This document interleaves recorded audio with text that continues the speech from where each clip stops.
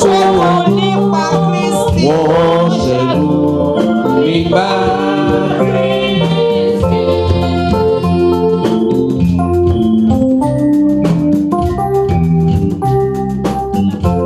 Àwọn wọ̀nyí ló ti ṣọ́ra. yìí ló ti Tí wọ́n fi fẹ́ wọn kú. tí wọ́n fi fẹ́ wọn. Wọ́n sì yára wọn sí mímọ́. Wọ́n sì yá láwọn Láti sìn nígbà gbogbo. láti sí nígbà gbogbo. Nísinsìnyí ni Nísinsìnyí ọ̀run. wọ́n wà láyọ̀ lọ́jọ́ rẹ̀. Wọ́n wà láyọ̀ lọ́jọ́ rẹ̀.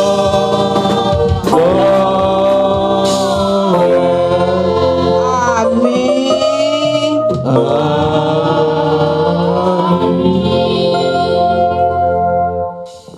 Let us go down on our knees and ask for forgiveness of sins for half a minute.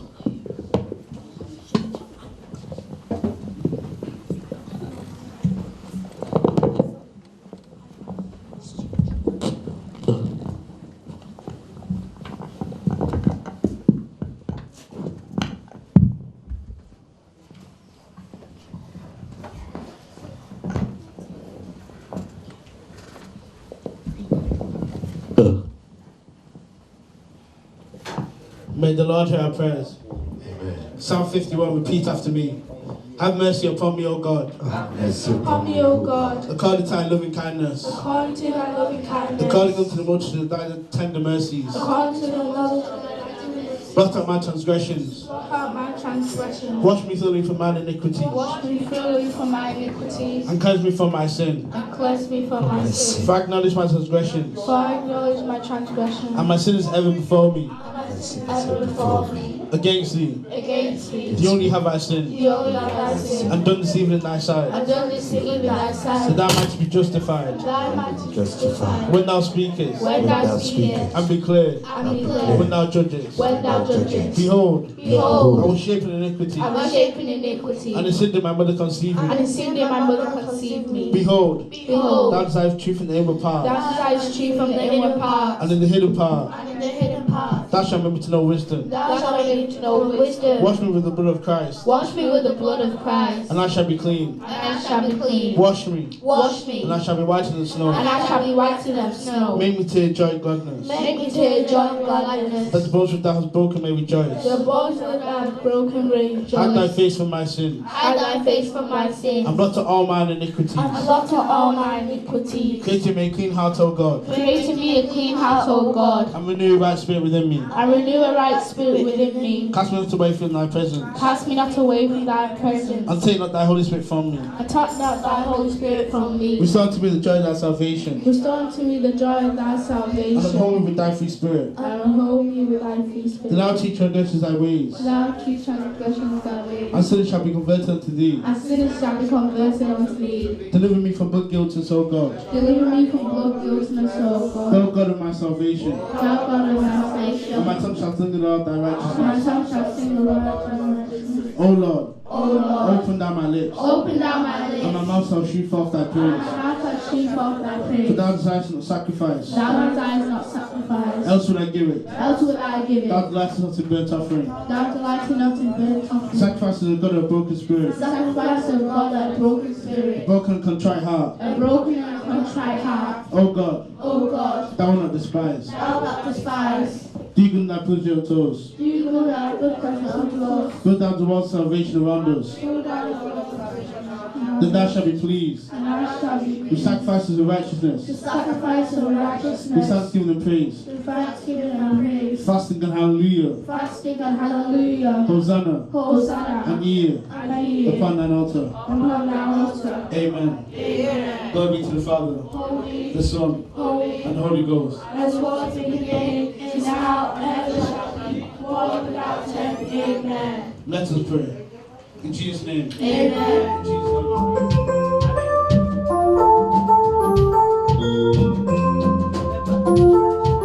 Jerusalem tọ̀run, Jerusalem tọ̀run. orin ní ìlú mi, Orin ní ìlú mi. ilé mi bí bá mi, Ilé mi ti gbá. ẹkún ìbùkún, Ẹkún ìbùkún rẹ̀. ibi ayọ̀, Ibi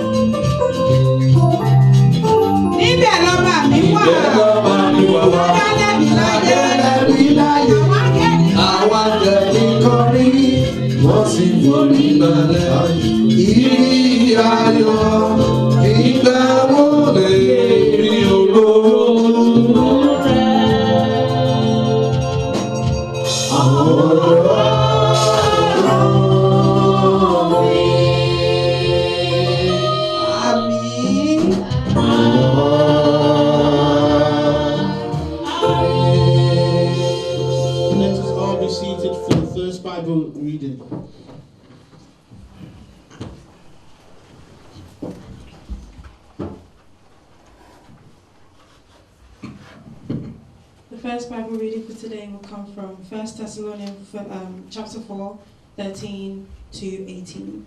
1 Thessalonians chapter 4, 13 to 18. I read, "But I would not have you to be ignorant, brethren, concerning them which are asleep, that ye sorrow not, even as others which have no hope. For if we believe that Jesus died and rose again, even so, them also which sleep in Jesus will God bring with him." Verse 15. "For this we say unto you, by the word of the Lord, that we which are alive and remain unto the coming of the Lord shall not prevent them which are asleep." Verse 16. "For the Lord himself shall descend from heaven with a shout, with the voice of the archangel, and with the trump of God, and the dead in Christ shall rise first. Then we which are alive and remain shall be caught up together with them in the clouds, to meet the Lord in the air, and so shall we ever be with the Lord."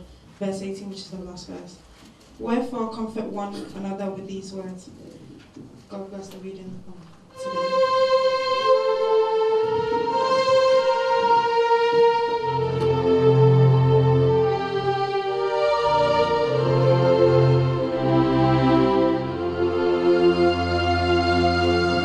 Glory to the Father, to the Son, and to the Holy Ghost, as it was in the beginning, is now, ever shall be, one without end.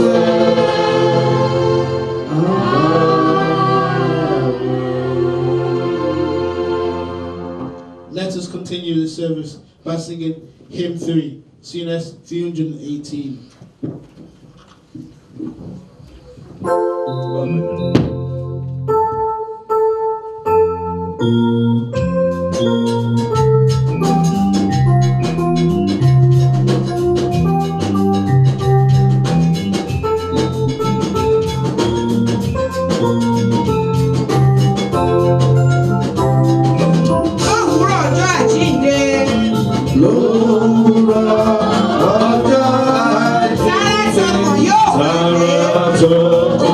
You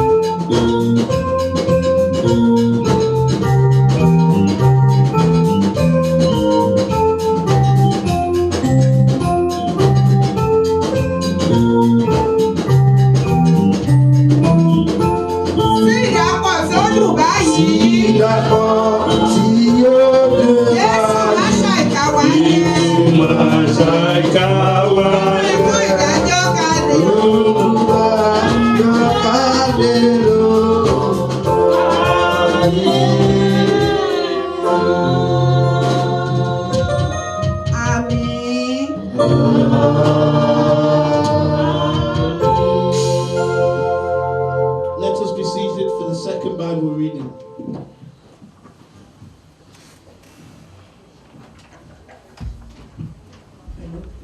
Praise the Lord. Ẹ̀kọ́ káwa kejì fún ìsìn bàbá wa Chief Samuel Oyetayo Ìdòwú láwòrí nínú ìwé ìfihàn 21 látòrí kìíní títí dé kẹwàá. Ìfihàn 21 látòrí kìíní títí dé kẹwàá tí ó kà báyìí pé mo sì rí ọ̀run tuntun kan àti ayé tuntun kan nítorí pé ọ̀run ti ìṣáájú àti ayé ìṣáájú ti kọjá lọ òkun kò sì sí mọ́. Mo sì rí ìlú mímọ́ ní Jerusalem tuntun tí ọ̀run sọ̀kalẹ̀ láti ọ̀dọ̀ Ọlọ́run wá tí a múra sílẹ̀ bí ìyàwó tí a sì ṣe lẹ́ṣọ̀ọ́ fún ọkọ rẹ̀.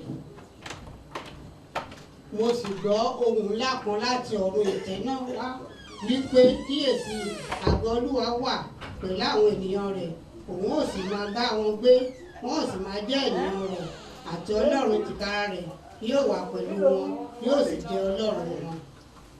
Ọlọ́run yóò sì nu omijé gbogbo wa nù kúrò nínú ojú wọn, kì yóò sì sí ikú mọ́ tàbí ọ̀fọ̀ tàbí ẹkún, bẹ́ẹ̀ ni kì yóò sí ìrora mọ́, nítorí pé ohun àtijọ́ ti kọjá lọ.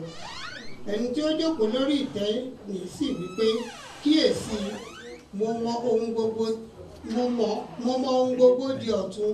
Ó sì wí fún mi pé kọ̀wé rẹ̀, nítorí ọ̀rọ̀ wọ̀nyí òdodo àti òtítọ́ ni wọ́n.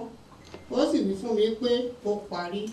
Èmi ni Alpha àti Omega, ìpilẹ̀ṣẹ̀ àti òpin. Èmi ò sì fi omi fún ẹni tí ò gbẹ láti orísun omi ìyè lọ́fẹ̀ẹ́. Ẹni tí ó bá ṣẹ́gun ni yóò jogún nǹkan wọ̀nyí. Èmi ò sì máa jẹ́ Ọlọ́run rẹ̀, òun ò sì máa jẹ́ ọmọ mi. Ọjọ́ àti aláìgbàgbọ́,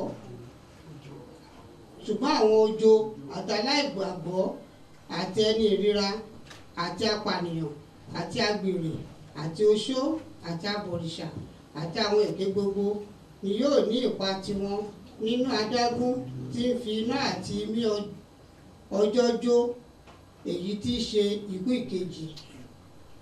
Ọ̀kan nínú àwọn áńgẹ́lì méje ní tí wọ́n ní ìgò méje nì tó kún fún àrùn méje ìkẹyìn sì wá. Ó sì bá mi sọ̀rọ̀ wípé wá níhìn-ín, èmi ò fi ìyàwó aya ọ̀dọ́-àgùntàn hàn ọ́. Ẹsẹ̀ tí ó kẹ́yìn tó jẹ́ ẹsẹ̀ kẹwàá. Ó sì mú mi lọ nínú ẹ̀mí sí òkè ńlá kan tí ó sì ga. Ó sì fi ìlú nì hàn mí, Jerúsálẹ́mù mímọ́ tí ń ti ọ̀run sọ̀kalẹ̀ láti ọ̀dọ̀ Ọlọ́run wa. Báyìí ni a parí ẹ̀kọ́ náà, kí Olúwa kó kù sí gbígbà àti ọ̀rọ̀ rẹ̀ ní òpin àyà wa.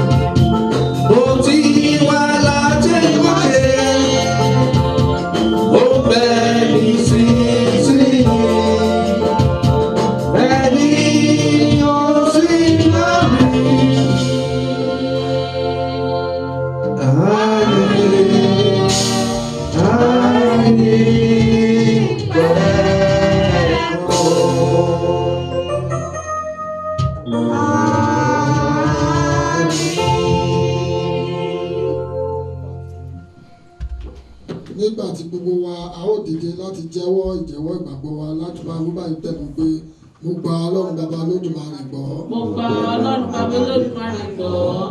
Ẹlẹ́dàá ọ̀run ayé. Mo gba Jésù Kristi gbọ́.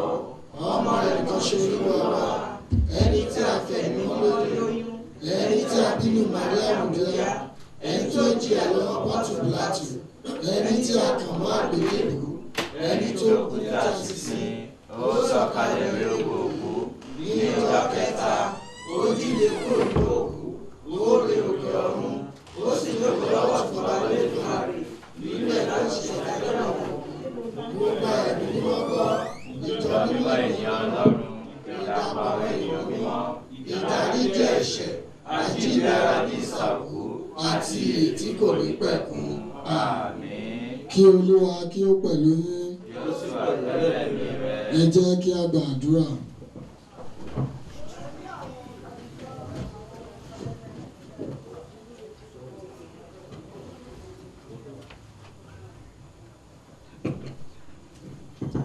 Olúwa Ọlọ́run Elédùmarè. Olúwa Ọlọ́run Elédùmarè. Olúwa Ọlọ́run Elédùmarè. Bàbá wa àti Ọlọ́run wa. Àwa dúpẹ́ àyìn lógo bàbá wa gbọ́ ọpẹ́ wa. Àwa dúpẹ́ lórí bàbá wa tí wọ́n ṣolóògbé tí wọ́n kú tí wọ́n lọ sílé ìsinmi ní orúkọ Jésù ẹ wá gbọ́ ọpẹ́ wa. Àwa dúpẹ́ lórí àwọn ọmọ wa lórí gbogbo àwọn tí a fìwé pè ní orúkọ Jésù ẹ jẹ́ kí wọ́n débi láyọ̀ àtàlàáfíà. Gbogbo bí a ó ṣe máa jẹ tá a ó ṣe máa mu ní orúkọ Jésù ẹ má jẹ́ kí nǹkan kan búburú kó ṣẹlẹ̀ sí wa. Àwa dúpẹ́ lórí gbogbo àwọn adarí ìjọ yìí ní orúkọ Jésù bàbá ẹ wá gbọ́ ọpẹ́ wa. Bàbá ẹ wá gba ìyìn wa. Gbogbo bí ètò náà yóò sì máa lọ ní orúkọ Jésù má jà gbọ́ búburú sí ẹnìkan kan wa. Àwa dúpẹ́ lórí gbogbo àwọn ọmọ àpáàpá ìyá Ìjẹ̀bú tí wọ́n ṣe ètò ìkẹyìn fún ìyá wọn ní orúkọ Jésù ẹ má jà gbọ́ búburú lórí wọn. Ẹ má jà gbọ́ lórí àwọn ọmọ wọn ní orúkọ Jésù. Àwa dúpẹ́ yìn lógo ní orúkọ Jésù ní ìlú tí ìyá bàbá ti wá ní orúkọ Jésù ẹ wá dáàbò yín bò wọn lọ́rùn. Bí a máa ṣe ń lọ tí a ṣe ń bọ̀ ní orúkọ Jésù ẹ wá gbọ́ ọpẹ́ wa ẹ gbà yín wa ní orúkọ Jésù Kristi Olúwa wa. Àmín àmín àmín ní orúkọ Jésù. Ní orúkọ Jésù, ní orúkọ Jésù, ní agbára ẹ̀jẹ̀ Jésù, bàbá wa àti Ọlọ́run wa, ọba wa lénìí lánàá àti títí ayérayé, a gbé yín ga púpọ̀ torí pé ẹ̀yin ni Ọlọ́run wa. A dúpẹ́ pé nígbà tí a dá ọjọ́ kò, a dúpẹ́ fún àǹfààní ta tún ní lọ́jọ́ tí ò ní. Nígbà tí a gbé ìgbésẹ̀ January 1st, a tún wò títí pé Olúwa kí ni ohun ayọ̀ tó tún bọ̀. A dúpẹ́ pé ẹ tún jẹ́ kí a tún rí ìpàdé ọjọ́ òní láyà àtàláfíà. Olúwa wa gbọ́ ọpẹ́ wa. A dúpẹ́ pé ohun ìrántí tá à ń ṣe ní ọjọ́ tòní kò já sí ikú, kò já sí ìbànújẹ́. A dúpẹ́ pé o ní inú ayọ̀ ni ìwọ ni yóò máa bá wa gbé. A dúpẹ́ fún ohun ayọ̀ náà. A dúpẹ́ fún àánú tó pọ̀ bí iyanrìn tá à ń rí gbà lójoojúmọ́ látọ̀dọ̀ Jésù Olúwa. Kí làwa ó fi fún ìdílé yìí Elédùmarè bàbá. Àwa yìn ọ́ lógo Olúwa. À ń dúpẹ́ àyìn lógo. A tún bẹ̀ yín ní wákàtí ọ̀wọ̀ yìí lórí ìdílé yìí. bàbá àníṣe ohun ayọ̀ ohun ọ̀tun tí wọn ò tí ì rírí lẹ́yìn ikú bàbá jẹ́ kó bẹ̀rẹ̀ sí máa ṣẹlẹ̀ sí wọn àníṣe ohun àánú ohun ìyàlẹ́nu tó máa ya gbogbo èèyàn lẹ́nu láti ìlú Nàìjíríà títí dé ìlú òyìnbó Elédùmarè bàbá jẹ́ kó bẹ̀rẹ̀ sí ṣẹlẹ̀ àdúpẹ́ pé ti gbọ́ àdúpẹ́ fún ìpèsè látòdì ọ̀run wá àdúpẹ́ fún ìfọ̀kànbalẹ̀ lórí fún ìdílé yìí Elédùmarè bàbá wá pèsè fún wa lórí ìdílé wá pèsè fún wa gbogbo ibi tá ti mówó lọ́tún lósì Elédùmarè bàbá àdísẹ́ ìbùkún àìnípẹ̀kun Elédùmarè bàbá wá sọ̀kalẹ̀ fún wọn wá pèsè fáìní gbogbo wa gbogbo àwọn ẹbí ará tí wọ́n wá láti wá bá wa ṣe ohun ayọ̀ yìí lọ́jọ́ tó Elédùmarè wá pèsè fún wa àníṣe àti ìbùkún yamuyamu tí kò tiẹ̀ tí ì ṣẹlẹ̀ sí ìdílé kọ̀ọ̀kan ní Elédùmarè wá ìyàlú ewa lórí ní ìdílé bàbá jẹ́ ká lè gbóhùn ọpẹ́ jẹ́ ká lè gbóhùn ayọ̀ ilé ìlàtọ̀rọ̀ ta bẹ̀rẹ̀ nítorí ọlọ́mọ yìí Jésù Kristi Olúwa wa. Father, in Jesus' name. Amen. Father, in Jesus' name. Amen. Father, in Jesus' name. Amen. Our righteous Father, we appreciate because you are the Lord. Lord God, we've come to the throne of mercy today. Lord, we are asking for the power of the Holy Spirit. Bible says when you were going, you said you're going to send a comforter to us that will guide us, that will console us, that will be our Alpha and Omega. Lord, we pray that for the deceased family, we pray that your Holy Spirit will be upon them in the mighty name of Jesus. Amen. When you were going, you said you don't make us a fatherless. Lord, I pray as the Father has gone, the Holy Spirit will be their Father in the mighty name of Jesus. That means you shall tell your angel to have charge over them. I pray that the Holy Spirit will have charge over them in the mighty name of Jesus. I pray no affliction will happen in the family in the mighty name of Jesus. We pray for your steadfastness, Lord, for the family. I pray that you make them steadfast in the mighty name of Jesus. I decree, I pray with the blood of Jesus Christ, nothing will take them away from your sight in the mighty name of Jesus. Lord God, as we celebrate our Father, we pray at the last day, at the day of judgment, none of us will be found wanting in the mighty name of Jesus. We pray that the last day, when the trumpets will blow, none of us will be found wanting in the mighty name of Jesus.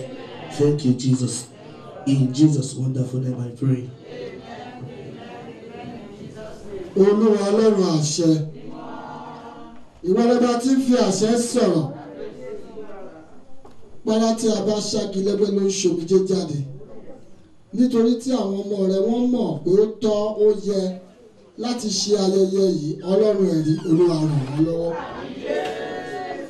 ẹ̀mí gígùn ọjọ́ ogbó tí kò níyà nínú Olúwa fi fún wọn ó ní ojoojúmọ́ ni ìrántí àwọn olódodo bàbá gẹ́gẹ́ bí ìjọ mímọ́ bá ti gbóhùn àdúrà sókè ikú náà má ṣe lákòófà ìrànlọ́wọ́ alálòṣùwọ̀n Olúwa jẹ́ kó dé bá wọn orí bí ọmọ ti tọ́jú bàbá Ọlọ́run ẹ̀rí àwọn wòólì nígbà tí àwọn náà tí wọ́n ó dàgbà ọba orílẹ̀-èdè ayé májò fọmọ ṣe pàṣọ náà wọn ọjọ́ alẹ́ wọn fẹ́ kó dalẹ̀ gbogbo wa wá bá wọn yọ̀ lónìí nítorí pé ìwọ ni Ọlọ́run tó sọ fún wa ó ló sàn ká wá sírú ayẹyẹ jù báyìí ju ká lọ síbi tí wọ́n ti ń ṣe ìgbéyàwó lọ nítorí tá a ṣe yìí bàbá ọmọ ẹ̀mí mímọ́ ìkorò májò ó dàpọ̀ máyọ̀ wọn jẹ́ ká láyọ̀ ká ní ìṣẹ́gun ìjọ Ọlọ́run ikú náà má fi ṣe láàkófà ìrànlọ́wọ́ kó dìde fún wa nínú ìrìn àjò májà àtàjò gbé sájò bí o ti mú ìrìn àjò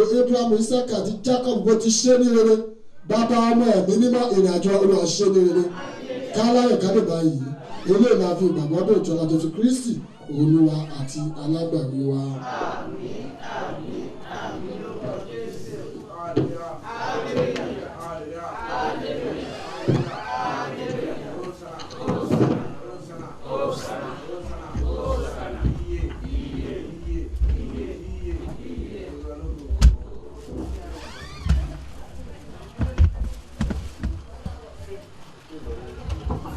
Tribute.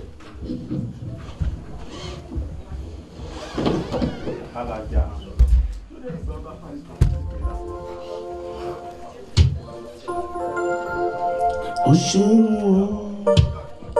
Bàbá, o ṣeun Jésù, o ṣeun Bàbá.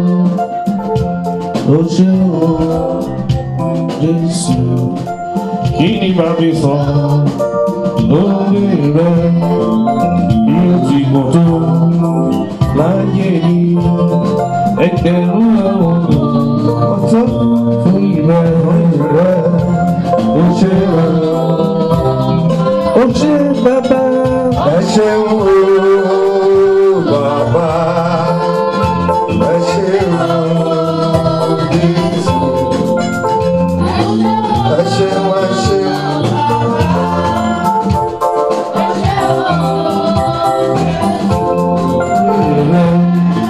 Bí ó ti pọ̀ tó láyé mi pẹ̀lú ohun tó fún ìrẹ́ oṣù.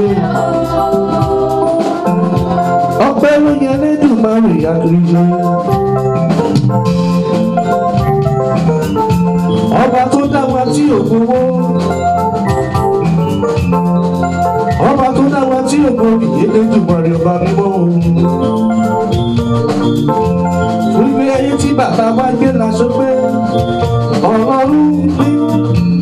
Ọlọ́run mi, ìwọ lójú tí mo fi ríran, ìwọ ni kọ́kọ́rọ́ tí mo fi ṣílẹ̀kùn, ìwọ lórin tí mo kọ́, iná ayé kò jẹ́ kó jó mi, kí ni mo ní tí mo lè mú ọwọ́, ìwọ ni kọ́kọ́rọ́ tí mo fi ṣílẹ̀kùn, ìwọ lórin tí mo kọ́.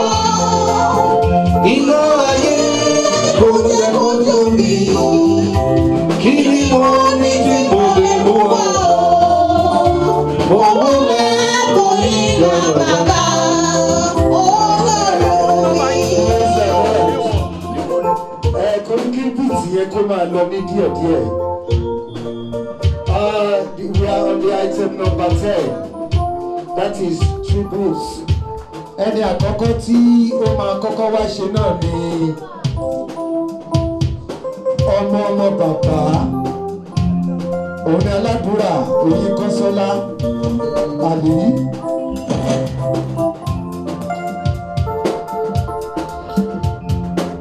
Olúwa ẹ tóbi o ẹ tóbi Olúwa ẹ tóbi o ẹ tóbi kò sẹ́ni tá ẹ fi ṣàkàwé rẹ̀ ẹ tóbi kò sẹ́ni tá ẹ fi ṣàkàwé rẹ̀ ẹ tóbi Olúwa.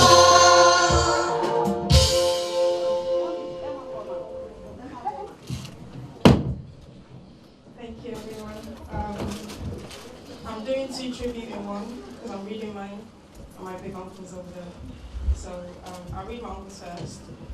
So a big thanks to the head of the church, the elders, the leaders, the choirs, and to all the members and to everyone that's present here this afternoon. I say a big thank you. I pray that the good you all leave, your home, you shall return to. You know, so a little bit about my granddad. He never made a fortune or a noise in the world when men are seeking after fame, but he had a healthy brood of girls and boys who loved the very ground on which he trod. They thought him just little short of God. Oh, you should have heard the way they said his name, Father. There seems to be a loving little prayer in their voice, even when they called him Dad. Though the man was never heard of anywhere as a hero, yet somehow understood, he was doing well his part and making good, and you knew it by the way his children of saying Father. He gave them neither eminence nor wealth, but he gave them blood untainted with vice and opulence of undiluted health. He was honest, unpurgeable and kind. He was clean in heart, body and mind, so he made them heirs to riches without price. This Father, he never preached or scolded, and the rod, well, he used it as a turning pole in play, but he showed the tender sympathy of God to his children in their troubles and their joys. He was always chum and comrade with his boys and his daughters, for you heard to hear them say Father. Now I think of all the achievements, 'tis the least to perpetuate the species it is done, by the insect and the serpent and the beast, but the man who keeps his body and his thought worth bestowing on an offspring love begot. Then the highest earthly glory was won, when in pride a grown-up daughter or son says, "That's Father." That's my tribute today. You hear my own. I am a father that will never fail me. I am a father that will never fail me. Jesus is my father, he will never fail me. Don't complain, he will never fail me. I am a father that will never fail me. I am a father that will never fail me. Jesus is my father, he will never fail me. Don't complain, he will never fail me. Hallelujah. Hallelujah. Praise the Lord. Mo observe kìíní kan pé àwọn obìnrin nìkan ni wọ́n ń jó. We are not here to mourn. This is the celebration of life of our Father. Ẹ jẹ́ ká kọrin ká bá ti káwa kọrin bá ti kọrin ẹ̀yin ọkùnrin ẹ jẹ́ káwa náà jó. Celebration of ojú ìbàdàn bá dé pàtí náà láṣẹ máa ní ẹ jẹ́ ká ti bí ìmú. Bí pàtí ṣe máa rí kámọ̀ láti bí. Táwọn ti wọ̀ láti bí. Bẹ́ẹ̀mú wá láyé, bàbá gbọ́dọ̀ mi, bẹ́ẹ̀mú wá láyé o, òkú mi kò lè yí ọ̀hún, òkú mi kò lè yí ọ̀hún, wá gbọ́ pẹ́. Bàbá gbọ́dọ̀ gbẹ́ yìí wá.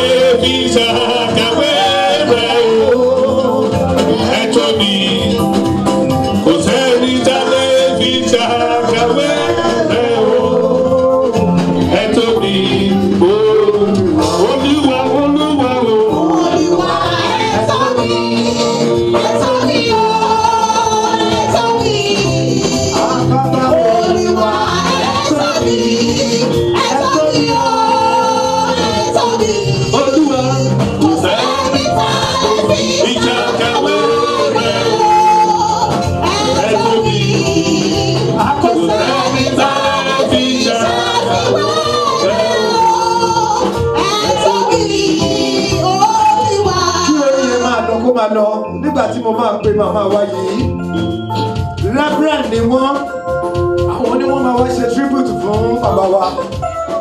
Reverend Mother Fúnkẹ́ Adélàdò. Ọlọ́run tó. Ijó pẹ̀lú ayọ̀, ó yá o. Ọlọ́run bá gbà. Ọlọ́run tó tóbi. Ọlọ́run bá gbà. Ayé ò gbà.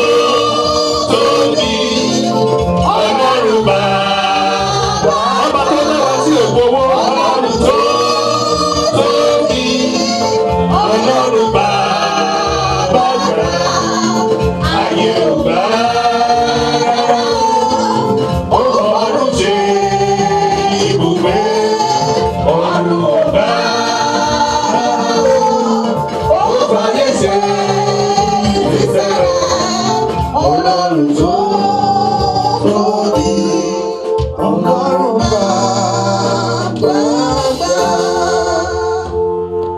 Praise, praise, praise the Lord. Hallelujah. Ọmọ ìgbàlà ẹ̀yin bàbá lógo.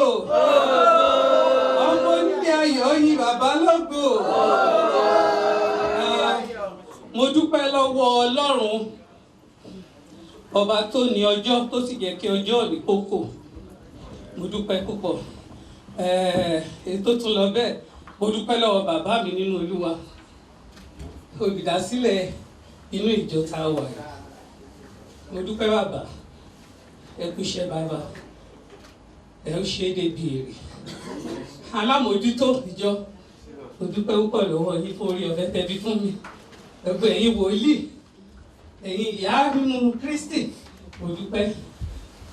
Ẹ̀yin àlejò, mo dúpẹ́ púpọ̀. Pàápàá ẹ̀yin ẹbí bàbá wa Ìdòwú, mo kí yín kú oríire. Mo kí yín kú ìnáwó, mo kí yín kú ìnara, mo kí yín kú ara fẹ́rakọ̀. Má bínú, wọ̀nba náà ni bá ṣáà máa jà mọ́ náà ni. Ìtumọ̀ ẹ ṣáà jẹ́ kí ọpẹ́ wa kó wà nínú Kristi. Olóríire ni yín torí pé téèyàn bá lè dàgbàdàgbà láyé títí tó dé ọjọ́ orí tí bàbá yín kú yìí táwa náà tún lè sọ pé bàbá yìí bàbá wa ni a mọ̀ pé ẹni rere ni.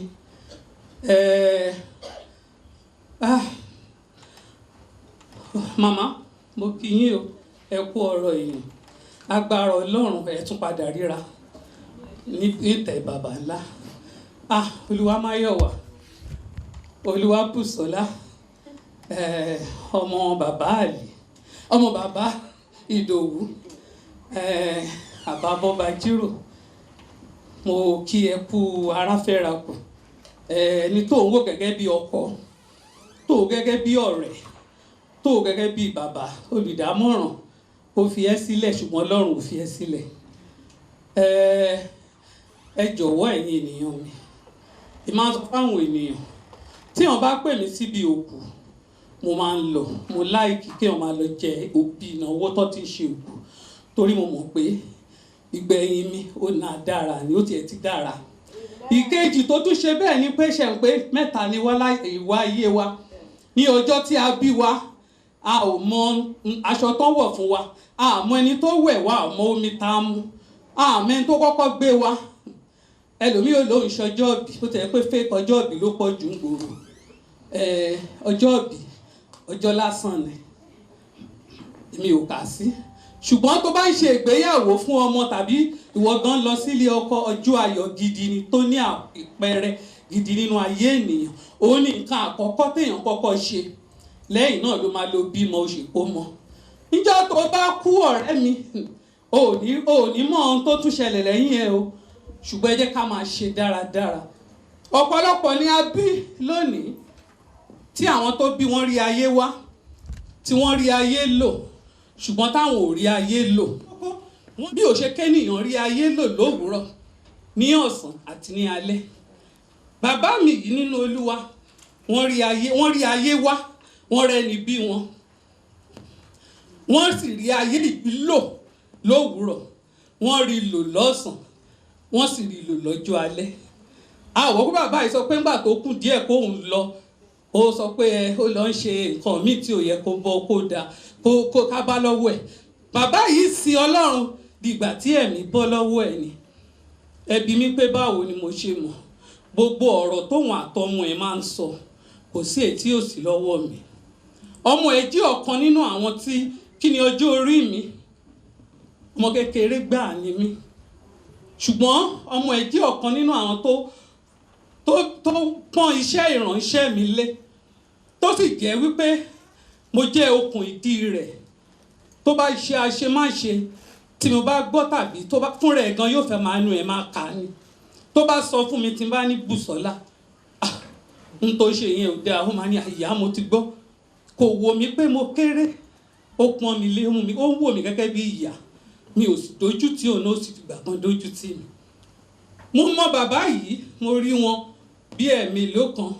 Bó ní gbogbo ìgbà tí mo bàbá yìí, Kristi ò kúrò ní ẹnu wọn. bàbá jẹ oyè ṣe ń pẹ́ láyé àtijọ́ tí wọ́n fẹ́ fìyàn joyè wọn kì í fìyàn joyè nítorí owó wọ́n máa ń fìyàn joyè wọ́n ní ìlú á sọ nígbà ní ìlú tèmi ti wá lókè Ògùn wọ́n á sọ wípé ẹ wo ẹni rere kẹ́ fi joyè bó ṣe wà nínú ìjọ Ọlọ́run náà ni àti inú ayé ṣùgbọ́n lónìí nǹkan kí ló wà nínú ayé rádaràda torí owó la fi ń fẹ́ lòmí ìjoyè wọn ò ní tẹ̀lé ìlànà gbogbo a máa dojúrú ṣùgbọ́n bàbá ìyá rí i pé láti ìbẹ̀rẹ̀ ọjọ́ ayé gbogbo bó ṣe ṣe tó ṣe mọ̀ ó ṣe dáradára ó sì fi lé ọmọ lọ́wọ́ tó bá fẹ́ mọ̀ báyìí bí ọmọ ṣe bí ọmọ bá ṣe rí lọ wo ìtàn ìdílé rẹ̀ ló máa sọrú ọmọ àti bá ṣe tọ́ ẹlòmíì bá ti dájọ́ ó ti sọ ìwà nù ó ti sọ ilé nù ṣùgbọ́n mo dúpẹ́ bàbá ìtọ́ àwọn ọmọ ẹ̀ àti ọkùnrin àti obìnrin ó tọ́ wọn sí ìlànà tó dára mo sì dúpẹ́ lọ́wọ́ Ọlọ́run wípé Bùsọ́lá ọ̀pọ̀lọpọ̀ ọmọ lónìí ni ò mọ bí ìyá ẹ̀ ṣe sùn mo bí bàbá ẹ̀ ṣe sùn wọ́n àkànbá wá kú tán wọ́n á máa wá owó kiri wọ́n á fi lé pọn tí wọ́n á fọ̀nà roka wọ́n láwọn ń ṣòkù bàbá àwọn ń ṣòkù ìyá ṣùgbọ́n tí Bùsọ́lá ò rí bẹ́ẹ̀ Olúwamáyọ̀wá títí ẹ̀ ò rí bẹ́ẹ̀ tí bàbá ẹ̀ fi dà sílẹ̀ bàbá ẹ̀ ń bá sọ̀rọ̀ ni bàbá pìpì àpò òun lọ jẹ oúnjẹ alẹ́ ìlúwa bí mo ṣe gbọ́ òun sọ pé òun máa tó lọ òun retí kí Bùsọ́lá ra tíkẹ́ẹ̀tì Olúwamáyọ̀wá nígbà ló máa dé ló wà lẹ́nu bàbá ó ṣàfẹ́ rí ọmọ ẹ̀ torí gbogbo ọmọ lèèyàn máa ń bí o ṣùgbọ́n àwọn ọmọ kan wà nínú ayé ènìyàn tí ọ̀tá ọmọ tó máa jí ológo nínú ìdílé ènìyàn ẹ lọ ṣe àkíyèsí èṣù á gbógun lórí ẹ̀ ṣùgbọ́n ọ̀pọ̀lọpọ̀ òbí àwọn ń kùnà àfi wọ́n lè lágbájá da àwọn kíní kò mọ̀ yóò ló máa sin ẹ̀ o bàbá Bùsọ́lá ká ló mọ̀ pé Bùsọ́lá ló máa tọ́jú òun ló máa fún olóúnjẹ ìgbẹ̀yìn ló máa raṣọ sóun lára tó máa ṣe ohun mèremère kò sí ní Nàìjíríà lónìí ṣùgbọ́n owó rẹ̀ ń sọ̀rọ̀ báyìí iṣẹ́ ọmọ yìí fọ̀hún ní Nàìjíríà lórí bàbá ẹ̀ ó tọ́jú bàbá ẹ̀ tó fi kú ni ìwọ àtẹ̀mí ta jókòó níbí ẹ jọ̀wọ́ ẹ jẹ́ ká ronú wa wò ibi tá a bá ti kùnà tá a tọ́jú òbí tá a tọ́jú ẹ̀gbọ́n tá a tọ́jú ará ẹ jẹ́ ká ronú nítorí wípé bàbá ti lọ o bàbá relé ó ti lọ sí mi láyà bàbá relé o bàbá relé bàbá relé ó ti lọ sí mi láyà bàbá. Thank you very much. God bless you. Praise the Lord. Hallelujah. Praise the Lord. Thank you, Reverend Mother Funke. Thank you, ma. Adúpẹ́ lọ́wọ́ yín. Ẹ jọ̀wọ́, I'm going to read out all the names that we do the tribute so that we can know what we have. We have Mr. Tunde Oyefuga. We have Mr. Bashiru Dauda. We have Mr. Olubusoye Mondi Ejomabinu Bimashi Poruko Yejo. We have Mrs. Bola Sani. Then we have Special Apostle Richard Asani. Kotowakon Oninko Senior Mother Oyebusola Ali. So because of that, Tori Akoko wa ati Shiwasu. Ọpẹ́ dẹ̀ ṣì wà dáadáa màmá ṣì máa mú ọpẹ́ wá àwọn ọmọ náà ṣì máa mú ọpẹ́ wá ìjọ náà ṣì máa ṣọpẹ́. Because of this we are going to be giving out 3 minutes each. Ẹ jọ̀ọ́ we will do it 3 minutes each so that kí time wa kó lè wà bẹ́ẹ̀. So ní báyìí nígbà tí orin bá ń lọ Mr. Tunde Oyefuga wọn á máa jóbọ̀ wọn á wá ṣe tribute tiwọn fún bàbá wa tí ń ṣe Ṣífòyetayo Samson Ìdòwú olórí ẹbí agbélẹ̀ṣẹ́bí ògún bọ́ba jíyèwò ọdún lórí lọ́wọ́. Yes. You are not just for you are a great God. You are born. You are not just people. You are not just you are a great God. You are God. You are not just people. You are are not just like you.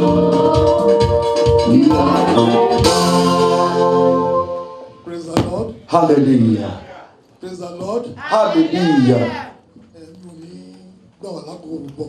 Because our mommy was also a little she has said a lot. What is so about bí àwọn bàbá ṣe jẹ́. Lákòókò mo kí gbogbo àwọn bàbá wa lórí òkè. Mo dẹ̀ kí gbogbo àwọn akọrin, gbogbo àwọn mọ́mí wa, àwọn ìyá wa, gbogbo àwọn ìjọ. Wípé lórúkọ Jésù bọ́lá máa dàgbà. La máa darúgbó lórúkọ Jésù. A ní fi ọjọ́ ọlọ́jọ́ lọ lórúkọ Jésù. Ọmọ orí adẹ́gbẹ̀yìn gbogbo àwọn náà lórúkọ Jésù. Mo kí Mrs. Olúbùkọ́lá wípé ó gbẹ̀yìn bàbá ẹ̀. Àdúrà tí gbogbo àwọn náà ń gbà náà lè pé ká gbẹ̀yìn àwọn arúgbó wa. Àjọṣe kékeré ní Ròlù.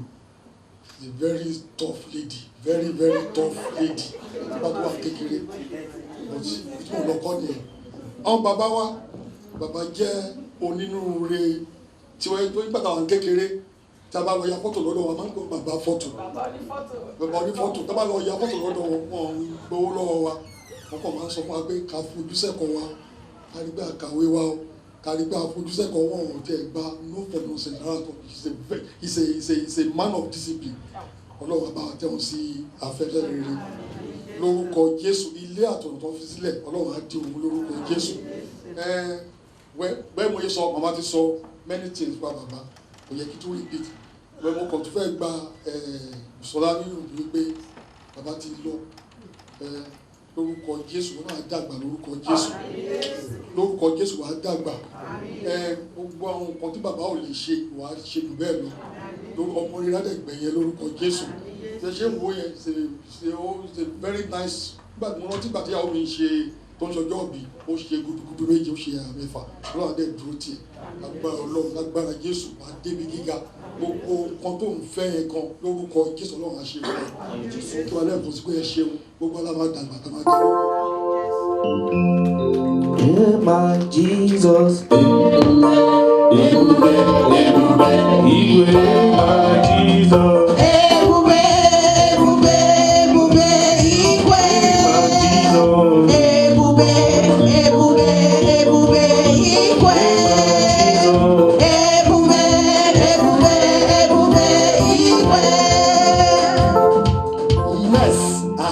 Brother mi wọ́n fi nǹkan kan tó mi létí mo pe oríkì bàbá kan sì wọ́n ní olórí ẹbí agbéléṣe bí ogun olórí ẹbí agbéléṣe bí ogun bọ́ba jíròrò ìròlù rẹ mọ́ bàbá ọ̀run orí rẹ o nígbà tẹ́mi tiẹ̀ gbọ́ pé bàbá kú mo ní a máa ro ni o nítorí at 98 mo ní ó yẹ ká ro ni o mo ní ó yẹ ká ro ni o 98 bàbá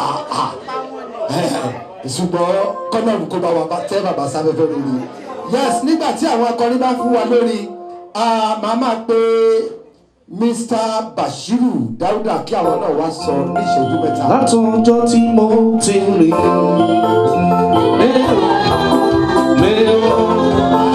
mi ò rí irú Ọlọ́run èyí rí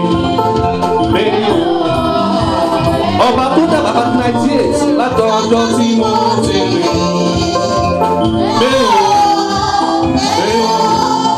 mi ò rí irú Ọlọ́run èyí rí.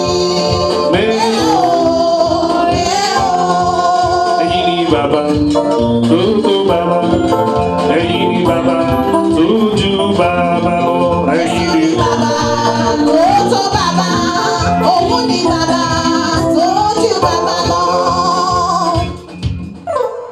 Praise the Lord. Hallelujah.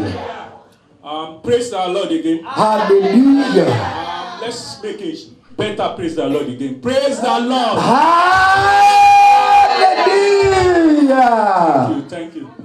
First of all, ẹ jẹ́ kí gbogbo àwọn bàbá tó wà ní òkè yẹn mo kí ẹni tó bá ti wà lókè bàbá ni ẹni tó bá joyè kò sí ọmọdé olóyè bàbá olóyè ni so ẹ̀yin bàbá olóyè mo kí yín ẹ̀yin akọrin náà mo kí yín then mo kí ẹ̀yin ìyá olóyè náà mo kí yín ẹ má bínú ẹ̀yin ló yẹ kí n tẹ̀ kọ́ kíkí tó kí àwọn bàbá torí ti yín ló important jù then mo kí everybody akọrin everybody mo kí yín. First of all, ẹ jẹ́ kí n correct Mr. Bashiru kan ni mi ò Alhaji Bashiru Dauda Agbẹ́gilére. So ẹ jẹ́ ká just to correct that. Àwọn èèyàn ti sọ̀rọ̀ nípa bàbá and iṣẹ́ tó wọ́n ní kèmí ṣe ń bì ní kí n kọ ká biography bàbá and ó wà nù ìwé tán fún wa. Few of the points tó wà nù biography just to reinforce what the importance of human being in life, because gbogbo wa wálé ayé yìí then kọ́lọ́ má ṣe wá bí ejò tó kọjá lórí àpáta tí kò nípa. So we must have something to show for coming to this world. It's very important so that tán bá irú èyí tá à ń ṣe yìí torí pé bàbá nípa la ṣe ṣe, torí tí bàbá ò bá bímọ a kò sẹ́ni tó máa dá irú eléyìí lẹ̀. So it's very important that we should have something tó jẹ́ pé wọ́n máa nírántí wa for. Quickly ká sọ̀rọ̀ nípa Chief Samson Oyetayo Idowu. Bàbá wa Samson Oyetayo Idowu wọ́n bí wọn ní 1922 15th of March at Gushenuwa quarters ní Rolu. Ọmọ Rolu náà lèmi náà torí ìyá mi Ìrolù ni, bó tilẹ̀ jẹ́ pé bàbá mi Ṣàgámù ni, so apá méjèèjì náà kẹ̀lẹ́yẹ fi ń fò tó ṣe bí òwe inú ṣọ́ọ̀ṣì o.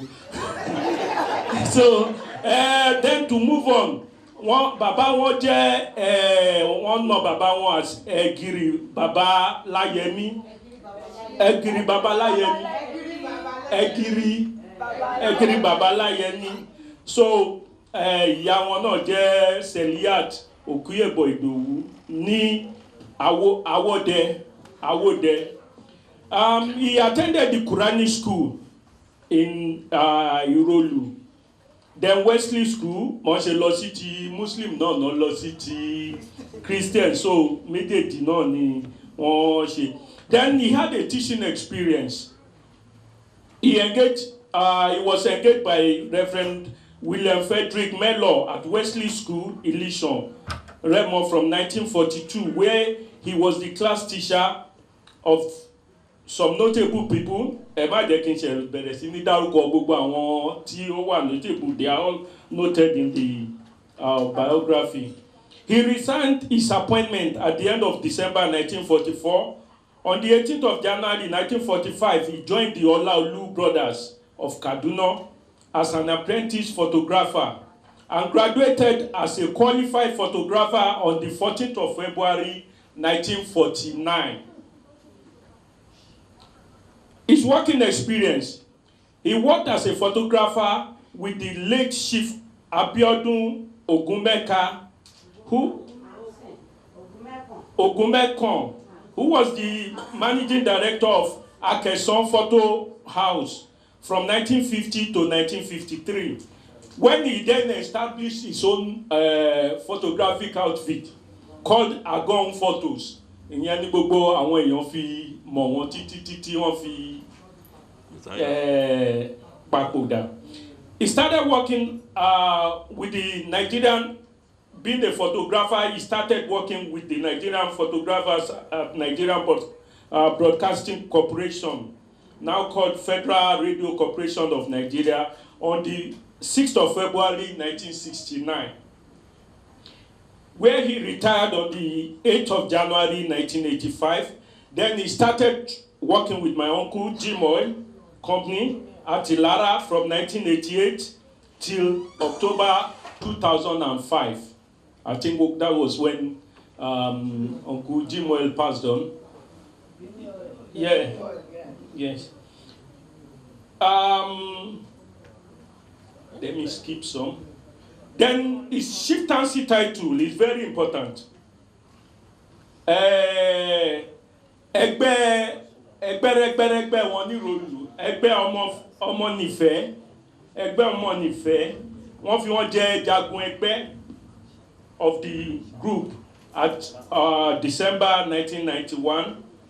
His Royal Highness Ọba Síkírù Adéọlá Ìjà Ajíbówú Adéyígà Onírolu of Irolu, the Agbéléṣebíogun the third, Onirolu of Irolu, capped him as the Bobajiro of Irolu, Remo, on the 19th of December 1992. He's also the Agbelese Biogun royal family, Olotu Ebi of Agbelese Biogun royal family, and he got appointed as the Olotu on the 29th of October 2000. He's also the Are Okunrin of Methodist Church of Nigeria, Irolu, where he got installed as the Are on the 20th of April 2002. He's also the Olotu Ebi of Itujagun, Yeniroluwa, from 17th of September 2007.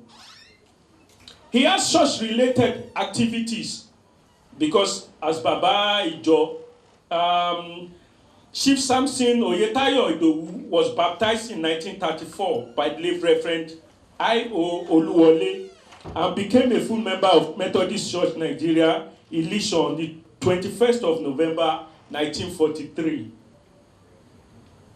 He was a member of the choir at Methodist Church, Irolu, and Elisha. In 1944, he was the property steward for many years.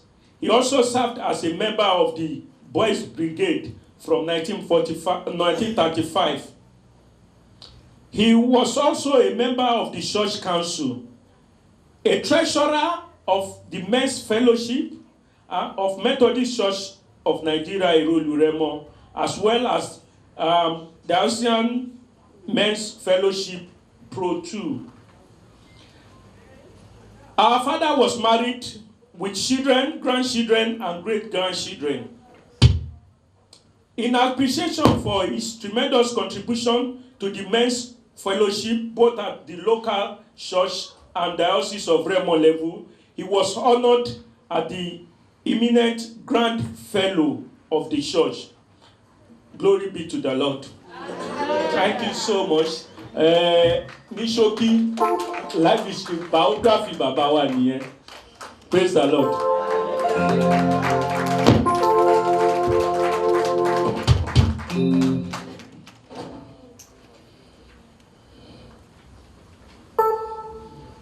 Praise the Lord. Adúpẹ́ lọ́wọ́ àwọn bàbá wa Alhaji Bashiru Dauda. Ẹ má bínú bí wọ́n ṣe kọ síbí nìyẹn. Tó bá tẹ̀ jẹ́ pé mo mọ̀ pé ẹ̀yin lẹ máa ka gbogbo nǹkan tẹ́ ẹ kà yìí mi tí ní pè yín. Mi tí ní pè yín. Ṣùgbọ́n bọ́n ṣe torúkọ yẹn yín ní bá pè bá sun yín sí ọwọ́ ìsàlẹ̀ torí a ti gbọ́ púpọ̀ nípa bàbá. Gbogbo ta fẹ́ mọ̀ nípa bàbá náà ti sọ fún wa. Having said that, a sì ní orúkọ bíi mẹ́ta bí kó tó kan ọmọ olóòkú. A ní Olúbùsóyè Mọ́dí ó yá ẹ máa bọ̀ 3 minutes.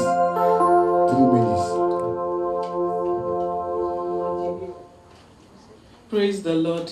Ẹ kọrin fún mi o. Ohun tí mú mi gbàgbé mo mọ̀. Ìbànújẹ́ ìgbà kan. Àṣewẹ́rẹ́ iṣẹ́ Olúwa. Olúwa ọba tí mo pè tó jẹ́. Àṣewẹ́rẹ́ iṣẹ́ Olúwa. Ọba tí mo pè tó jẹ́. Kí ló mú tọ̀ wá? Ohun rere ló mú tọ̀ mi wá. Hallelujah. Praise the Lord. Hallelujah. Thank you very much. Grandpa Agon, like I knew him to be. Okay, I'll introduce myself. Be me as Olúbùsóyè Oshiname. Princess is just the title. I am Olúbùsóyè Oshiname, but I'm married to an Igbo guy, Modi. So that's why you have Olúbùsóyè Modi. So like he's my uncle. He probably doesn't know me. I've seen my grandma here.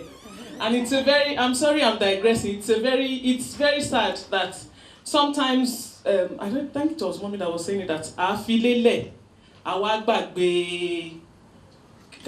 we forget ourselves and everything. And I really feel guilty. I saw my grandma here. I held on to her, but I felt guilty that I've not been in touch with her. I don't know how she's doing and everything. Mommy, Emma Binu.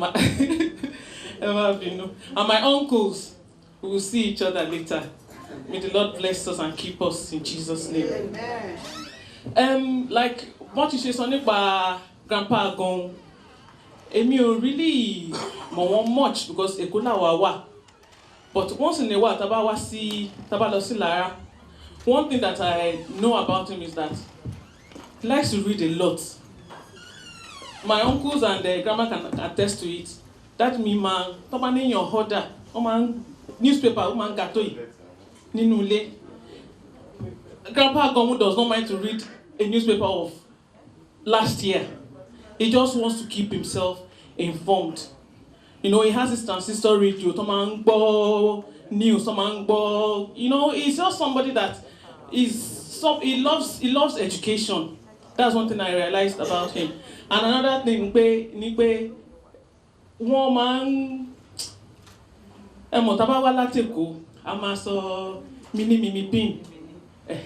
so he will now be telling us, we shouldn't talk to him and everything. So so one way or the other, he kind of helped us in developing that aspect of our lives. And I really want to thank God for his life. And he's he's very active. He loves to be active. After he retired, every other person would have stayed at home, enjoy his money or do whatever it is they want to do. But he decided to join forces with my dad. We was working with him, one dollar, filling station, one share, everything. To the extent that he was even at a point a marketer. I know how rough it can be when you go to Muslim Depot in Shagamu, where you have all these dogs and everything. But he was there. He was really active, and he wasn't the kind of person just for him to just sit and begin to. I want to share, let me begin to reap the fruits of my labor. He was really active, and he really worked hard, like he said, until my father passed on over 15 years ago. My dad should have been celebrating him now, if my dad had not died. Because according to what I have heard, I think when my dad was younger, he lived with him. But I just want to thank God that I am here today. Despite every things that are kind of working against my coming here today, but I'm like, whether the devil likes it or not, I am going to be here today. And I also thank God that I'm able to make it. If not for myself, I'm here representing my father to celebrate his life. Praise the Lord.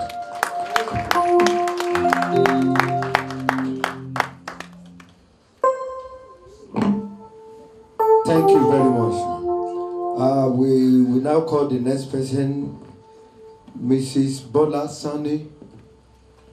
I will lift up your name. I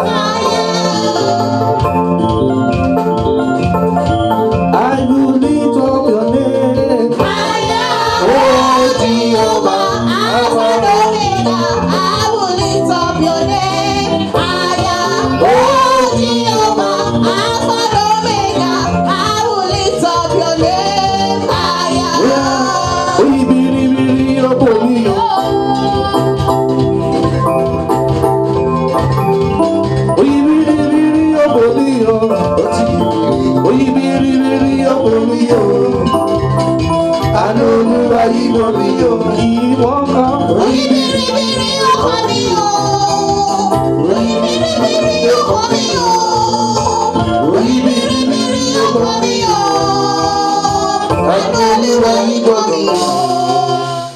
Praise the Lord. Hallelujah. Praise the Lord. Hallelujah. Ẹ jẹ́ kí inú wa dùn. Bàbá Agon, ìmọ̀ ayé ń pè wọ́n. Wọ́n ń ṣòkò ọ̀fọ̀. I would love to speak Yoruba. Kí ni màá kọ́kọ́ sọ nípa ọ̀nà pọ̀? Ṣé bọ́yìí máa ń lé mi kiri ni? Torí tó bá ní kí n lọ ṣiṣẹ́ tí n bá ti dá wọn lóhùn báyìí. Ẹgbà ni. Bọ́láńlé, Manisa, like he said, that my sister said, wọ́n fẹ́ràn láti máa kàwé gan-an.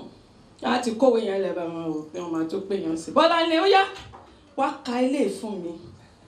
màá wò wọ́n wá ti gbé kí wọ́n báyìí irọ́ ni ẹgbàá wọn wà lẹ́gbẹ̀ẹ́ wọn wọ́n dẹ̀ fẹ́ràn ọmọ wọ́n fẹ́ràn ọmọ àtọmọdé àtọmọ tó ń ṣe ọmọ máa ń bàbá kí ló kọ yẹn má dá sí kí ló wọ́n máa ń lé mi gan-an láti ní ìṣe nǹkan báyìí èmi kẹ̀dẹ̀ alápá kéni mi wọ́n máa ń lé mi gan-an I really miss him wọ́n dẹ̀ ń ṣòkú ọ̀fọ̀ wọ́n dẹ̀ fẹ́ràn láti máa lọ sí church nǹkan tá a tún máa fi ń jà náà nìyẹn church ya tí lọ bó dọ́dọ̀ yàbá bẹ́ẹ̀ máa wá mú ẹ́ bẹ́ẹ̀ so he's a very nice man wọ́n dẹ̀ ní àwọn ọmọ tó pọ̀ náà they have lovely children all my uncle and my aunties are back home now wọ́n ṣe ayẹyẹ tiwọn náà and this my wonderful auntie àwọn àti bàbá 5 and 6 ni wọ́n dẹ̀ ti máa ń jà gan torí ẹni tó bá ti bá bàbá jà tí bàbá bá kàn sọ pé Bùsọ́lá màá ní bàbá ẹ má sọ àǹtí mi ò kí n gbọ́ kan gbà ni tó bá ti sọ pé bàbá gan wa ni má sọ ẹgbẹ̀rún máa ní ọ èmi ò ní sọ bọ̀ tó bá ti gbọ́ báyìí wọ́n lè fọlọ́pàá mú yín lẹ́ẹ̀mẹ́wàá lá gbọ́ torí bàbá gan and wọ́n tọ́jú bàbá very well my auntie she really tried ni máa sọ Bọ́lá mo ṣẹ̀ṣẹ̀ rògùn lọ fún bàbá ni ara bàbá ò yá bá mi máa gbàdúrà máa ní ẹ ti tọ́jú wọn ọmọ náà dẹ̀ tọ́jú ẹ̀yin náà Bọ́lá mi ẹ̀ṣẹ̀ sẹ́yìn owó oúnjẹ bàbá Bọ́lá mo fẹ́ fi ẹ ṣe máa foróró àti ráìsì ránṣẹ́ oúnjẹ ti fẹ́ jẹ́ kí bàbá mi jẹ nìyẹn máa ní òkè wọ́n ń ta lẹ́kọ̀ọ́ irọ́ tó bá ti délé sandin everything ọmọ ara lọ èmi gan ò lè ṣe o màá ní fún wọn ló kọ́ra ni ẹ jẹ́ kọ́ra títí mọ́ ògùn wọ́n máa rà wọ́n máa kágò ni màá ní ó ti pọ̀jù wá ní irọ́ màá ní wọ́n tí lè jẹ yẹn tó wá ní Bọ́lá wọ́n máa ti fáwọn ọmọ wọn jẹ́ tún mú mi ránṣẹ́ títí mọ́ wo oúnjẹ she really tried bẹ́ẹ̀ ṣe fún bàbá má ṣe jù bẹ́ẹ̀ sójú yín ṣayẹyẹ ilé gbogbo àwọn tó wá bá yín ṣayẹyẹ àwọn kù mí náà àwọn dáàdì mi láti London tán wá láti Ireland wọ́n padà lẹ́dẹ́lé láyọ̀ àti àlàáfíà gbogbo oúnjẹ tá máa jẹ omi tá máa mú kò ní gbòdì bá ṣe ń jó tá ń yọ̀ ẹnikẹ́ni wa ò ní dòkú lágbára Ọlọ́run lẹ́yìn eléyìí nǹkan ayọ̀ la máa ṣe o ìyàwó lágbára Ọlọ́run. Thank you. Àtúwálé Jésù àtúwálé Jésù àtúwálé.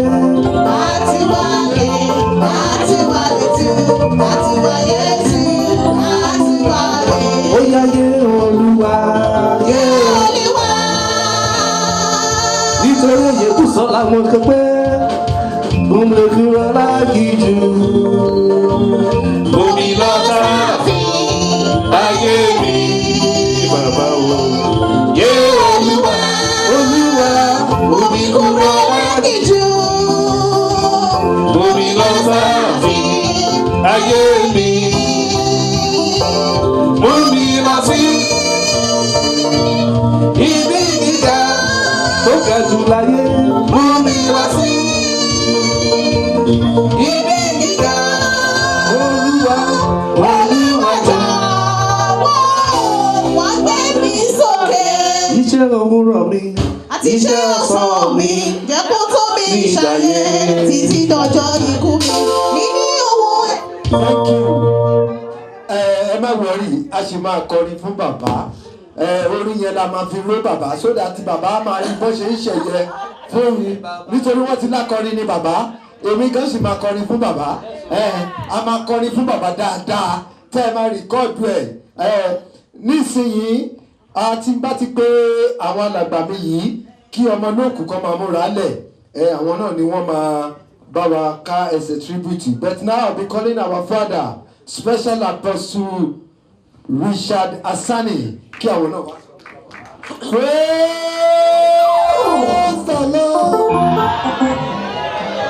Praise the Lord. Hallelujah. Praise the living Jesus. I can see everything turning around, turning around, turning around in my favor.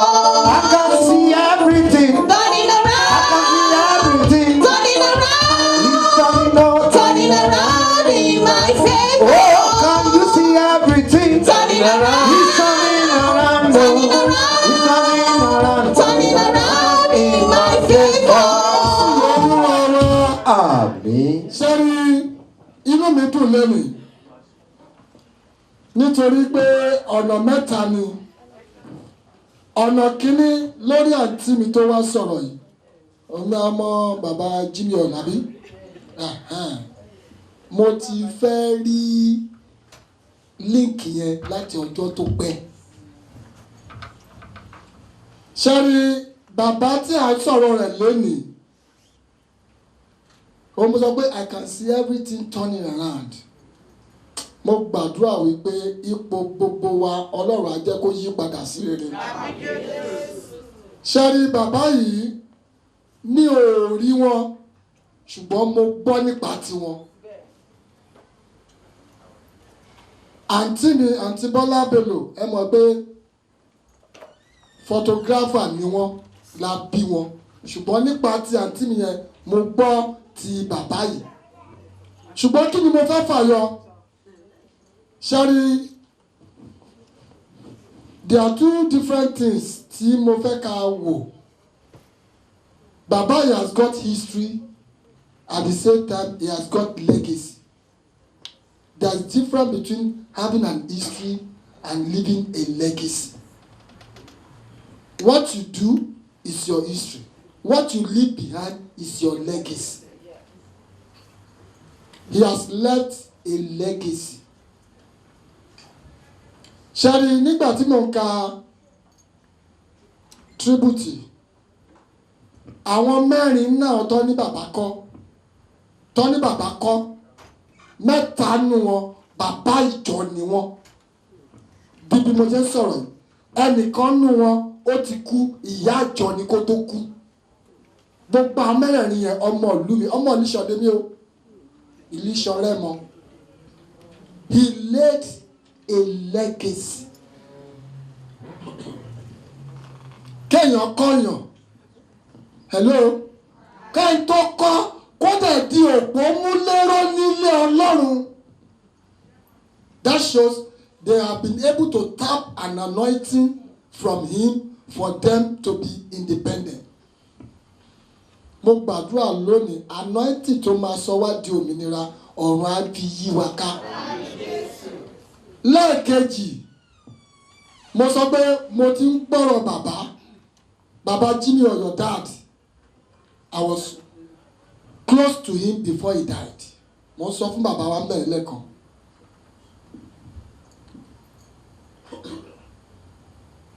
Ẹnu bàbá Jimmy ni mo ti ń gbọ́ nígbà tí bàbá ń dárúkọ bàbá Ìdòwú.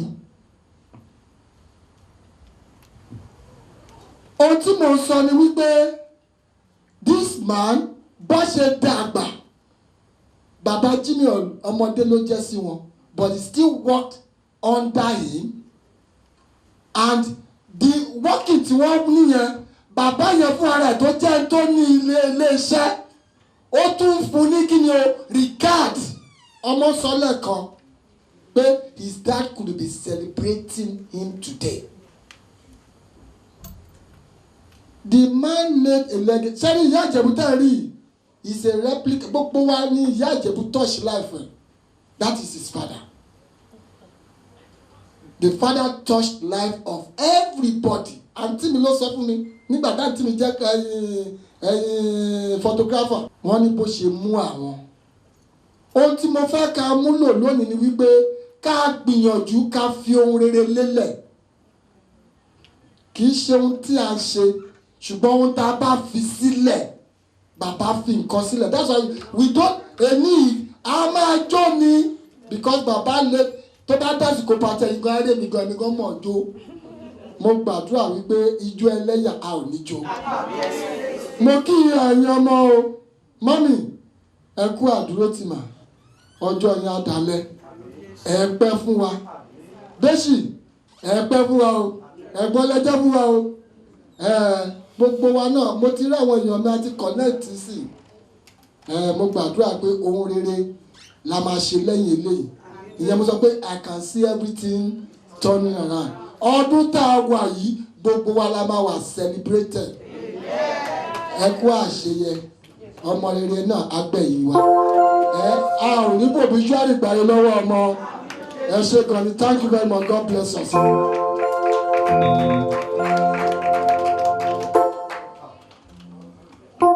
Praise the Lord. Mo ń bọ̀ ẹ tó kọ́ nìyẹn torí ó ti ń kan ọmọ olóòkú báyìí. Yẹ ẹ sì borí onílẹ̀ máa fi gbé wọn débí. Oní nǹkan òun náà lájẹ́ ó ṣe. Rí wípé ó yẹ bàbá alágbára Ọlọ́run gbogbo wa la máa gbẹ̀yìn arúgbó wa. Ní báyìí gbogbo wa la máa dìde tá a máa fi ijó yẹn máa wá sí. Ijó ní kẹ́ẹ̀dé bí o lóòótọ́ kò sí bí èèyàn ṣe lè fẹ́ràn arúgbó ẹ̀ tó ń fẹ́ kó lọ ẹ má bà mékọ̀pù yẹn jẹ́ o tó bó ṣe wà yẹn ẹ má sọ nípa Ọlọ́run tó dá wọn òkè yìí máa lè ẹ̀yìn ni wọ́n fi ọ̀fẹ́ mi fún Ọlọ́run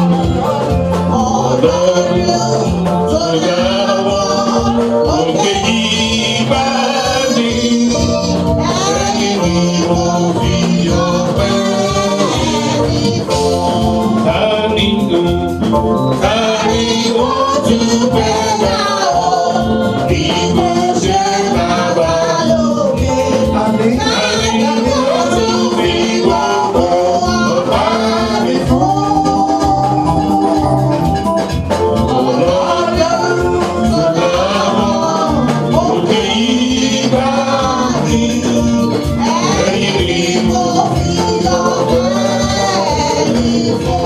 nítorí bàbá ló wáyé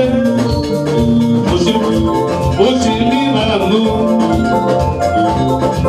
lágbólógbó rẹ ọba tó ti ní ìlànà lànà lóde lágbólógbó rẹ ó ti ní ìlànà ó ti ní ìlànà lágbólógbó rẹ ọba tó ti ní ìlànà.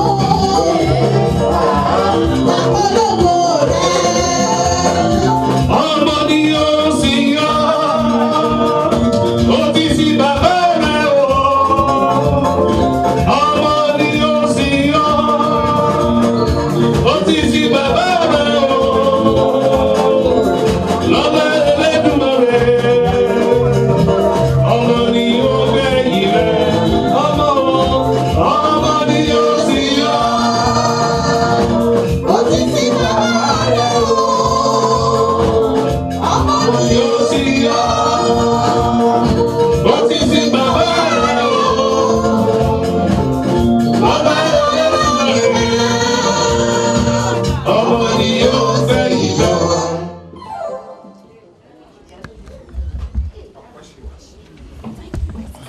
Hallelujah. Praise the living Jesus. Hallelujah. Ẹ bá mi yin bàbá lógo. Well, kí ni mo fẹ́ sọ nípa bàbá mi? Ọmọ agbélé ṣe bí ogun. Bẹ́ẹ̀ni. Olú agbọ̀n sẹ́kọ̀ ọ̀tẹ̀. Níbi tí obìnrin ti ń sònà dọkùnrin. Ibi tí ọmọdé ti ń sònà dàgbàlagbà. Àṣàlẹ̀ jẹ̀jẹ̀ bí ẹni tí òrò obìnrin rí. Ọmọ mẹ́mú máa fi ń yìn. Mo dúpẹ́ lọ́wọ́ Ọlọ́run alààyè. Mo dúpẹ́ lọ́wọ́ Ọlọ́run tí kìí ṣe Ọlọ́run òkú. Mo dúpẹ́ lọ́wọ́ my dear daddy, my able spiritual father, Baba Adédoyin. Mo dúpẹ́ lọ́wọ́ ẹ̀yin bàbá mi, bàbá ọkọ mi, my spiritual father, Baba Shilo, Baba Metilelu. Mo dúpẹ́ lọ́wọ́ ẹ̀gbọ́n mi, Pastor Amos. Mo dúpẹ́ lọ́wọ́ màmá mi, ìyá rere, àbọ̀jọ́ àgbàrọ̀gbọ̀rọ̀, abiyamọ lọ́jọ́ ìṣòro. Ẹ ṣé mo dúpẹ́. Ẹ ṣé gan, ẹ ṣé gan, ẹ ṣé gan. Èjì rárá ìṣokùn, ìkan bá bí, èjì wọlé tọ̀ mí, òbẹ́ kìsìbẹ́kẹ́ṣẹ́, òbẹ́ sílẹ̀ alákìsà, ó sọ láti sàdólígbà aṣọ, wíwé kí n bẹ́ẹ̀ relé, sì ní kí n padà. Olúwa ẹ ṣé o mọ́mì ẹ ṣé o yé mi ẹ̀rù bọ̀dá mi mo dúpẹ́ lọ́wọ́ yín ẹ ṣé gan ẹ ṣé bí kò bá ṣe Ọlọ́run tí ò bá ń ṣe ẹ̀yin kí ni mo jẹ́ ní ìlú yìí ẹ má bínú o mo dúpẹ́ lọ́wọ́ Oyin Kọ́sọ́lá ẹ̀yin ojú bọ́ba jírò torí Oyin tẹ́ ń pè yẹn bàbá mi ló sọ bẹ́ẹ̀ tí bàbá mi bá ti wá sílé wa jẹ́ ọmọ kan tó máa ń sunkún gan ní kékeré bàbá mi á pọ̀n sẹ́yìn torí 1 year 3 months ló bẹ̀rẹ̀ nursery bàbá mi máa pọ̀n dé nursery yẹn ni pé ṣé o mọ̀ pé Oyin eléyìí kọ́yin sọ́lá mi ni ó máa pọ̀n ni wọ́n máa wo bàbá mi ní street pé ẹ wo bàbá àgbàlagbà bó ṣe pọ́n ọmọ yìí mo dúpẹ́ wípé títọ́jú bàbá mi òótọ́ mo lè tọ́jú bàbá mi ṣùgbọ́n láì sí bọ̀dá yìí kí ni ìbá jẹ́ ní ìlú yìí mo rántí ijọ́ náà lọ́hùn Aláàjì Bẹ́ṣì dé ó jẹ́ èèyàn kan tó kó èèyàn mọ́ra tó dẹ̀ ń ṣàánú mo wá lọ kí alájà èmi yùs mọ́ alájà dáadáa wọ́n ní alájà mo dẹ̀ fẹ́ lọ sílùú òyìnbó alájà ní ìhẹ́ ó fẹ́ lọ mo ní bẹ́ẹ̀ ni lẹ́sẹ̀kẹsẹ̀ ìjọ́ kejì ni bọ̀dá mi dé láti ìlú òyìnbó ó dé ńjọ́ yẹn lèmi kàn lọ mo gbọ́ pé bọ̀dá ti dé mo mọ̀ọ́mọ̀ lọ sọ́dọ̀ alájà ní Bẹ́ṣì ó ní alájà ó ní sórí ọmọ yìí ọmọ ẹ̀gbọ́n mi ni mo dẹ̀ fẹ́ kó ran ẹ̀gbọ́n mi yẹn lọ́wọ́ mo fẹ́ kó mọ̀mọ́ ìdè lóyìnbó ó dẹ̀ sọ fún màmá ẹ̀ pé òun ti gbọ́ bọ̀dá dẹ̀ gba gbogbo dọ́kúmẹ̀ntì pápápá ó ní òkè tó ń bá dé lóyìnbó wọn á kàn sí mi nítorí tó bá jẹ́ pé Nàìjíríà mo wà kí ni n bá máa wí kí ni n bá máa sọ ṣùgbọ́n Ọlọ́run lànà níbi tí kò sí ọ̀nà ṣe rí mo tọ́jú bàbá mi èèyàn lè wá Nàìjíríà kó má lówó láti fi tọ́jú òbí ẹ̀ torí àmọ́ nǹkan tó ń ṣẹlẹ̀ èèyàn dẹ̀ lè lówó ṣùgbọ́n Ọlọ́run ti kọ́ ìlérí àti májẹ̀mú kò lè ṣaláì má ṣẹ Olúwa sọ nínú Àìsáyà ó ní èmi àti àwọn ọmọ mi wà fún iṣẹ́ àmì àti iṣẹ́ ìyanu téèyàn bá mọ ọmọ tó máa sin òun á tọ́jú ọmọ yẹn ṣùgbọ́n èmi jẹ́ èèyàn kan tó jẹ́ pé ìyá mi lówó bàbá mi ò lówó but mo láìkì bàbá mi láti kékeré torí pé kí ni kì í ṣe oníjọ̀gbọ̀n tí màmá mi bá ti fẹ́ bá bàbá mi jà máa dúró ti bàbá mi lẹ́yìn pé kí ló fẹ́ ṣe fún bàbá mi a ní òun ti mọ̀ pé wàá dúró ti bàbá ẹ̀ tó bá béèrè oúnjẹ lọ́wọ́ ìyá mi tó bá ní kò sí bá mi máa bọ̀ tó bá ti bu gàrí àti ṣúgà fún bàbá mi ó parí ó ti lọ nìyẹn ṣùgbọ́n mo kàn láìkẹ́ pé kì í ṣe ó lè gbọ́ búburú lẹ́nu bàbá mi láyé ó tiẹ̀ ẹ̀gbọ́n mi tó lọ pé 70 bàbá mi ò gbọ́wọ́ sókè lu ọmọ rí ó kàn máa ṣàkárá mú ẹgbà sẹ́gbẹ̀ẹ́ á ní tó bá ṣe báyìí á ṣe ṣùgbọ́n mo dúpẹ́ púpọ̀ wípé bàbá náà mo tọ́jú ẹ̀ ó dẹ̀ sọ títí dọjọ́ kú pé tó bá jẹ́ pé òun ọmọ tó máa ṣe òun ò bá má ṣẹ̀mí ṣùgbọ́n mo dúpẹ́ mi tẹ́ mọ nǹkan tí mo lè ṣe bàbá mi jẹ́ bàbá dáadáa gbogbo word to word tó sọ fún reverend gbogbo nǹkan tó ń sọ fún wọn nípa mi nípa everything gbogbo ẹ̀ ni ló wà lọ́wọ́ mi bí mo ṣe wà yìí pé ọmọ mi yẹn ó bá máa ṣàdúrà fún òun ò tí ì rí ọmọ tó ṣe bẹ́ẹ̀ tọ́jú bàbá ẹ̀ rí kò sí nǹkan tí wọ́n ń jẹ ní ìlú yìí tí bàbá mi ò jẹ ó kú báyìí wọ́n tún du oògùn lẹ́gbẹ̀ẹ́ ibi tó kú sí ni kábíyèsí ìlú wa gan-an ó máa ń ṣàdúrà fún mi ní gbogbo ìgbà ìyá mi tó jókòó yìí ní gbogbo ìgbà tẹ́ bá rí pé ìyá Ìjẹ̀bú burú àbí ìyá Ìjẹ̀bú wà á ṣàn àbí ìyá Ìjẹ̀bú sọ òótọ́ màmá tí mo jọ rèé o torí màmá yìí ò kí ń parọ́ action woman ni gbogbo èèyàn ló mọ̀ ọ́ alájà ó máa sọ̀rọ̀ ẹ̀ òun parọ́ ó máa ní kí ló fẹ́ ṣẹlẹ̀ tí bá ti ń bá wọn sọ̀rọ̀ tó bá ní Bùsọ́lá kìíní kan bàbá alájà ẹwẹ́ ìjọ ẹ fi mi lẹ̀ ẹwẹ́ ìjọ ọmọ ẹkùn bá bí ẹkùn òun jọ ẹ̀yin mo jọ alájà so mo dúpẹ́ fún ìgbé ayé bàbá mi títí ó fi kú. Mo wá dúpẹ́ nínú ìjọ yìí wípé gbogbo ìgbà náà fi àdúrà ràn mí lọ́wọ́. Gbogbo ìgbà mo mọ̀ pé Ọlọ́run wà lórí òkè yìí. Ẹ rí i pé tí ìyá Ìjẹ̀bú bá lọ tó bá lọ á tún padà wá. Ẹ̀yin náà mọ̀ bí bá tún lọ bá tún ṣe evangelism lọ máa tún padà wá. Nítorí mo ti mọ àwọn ìgbà tí mò ń dáàbò bí báyìí.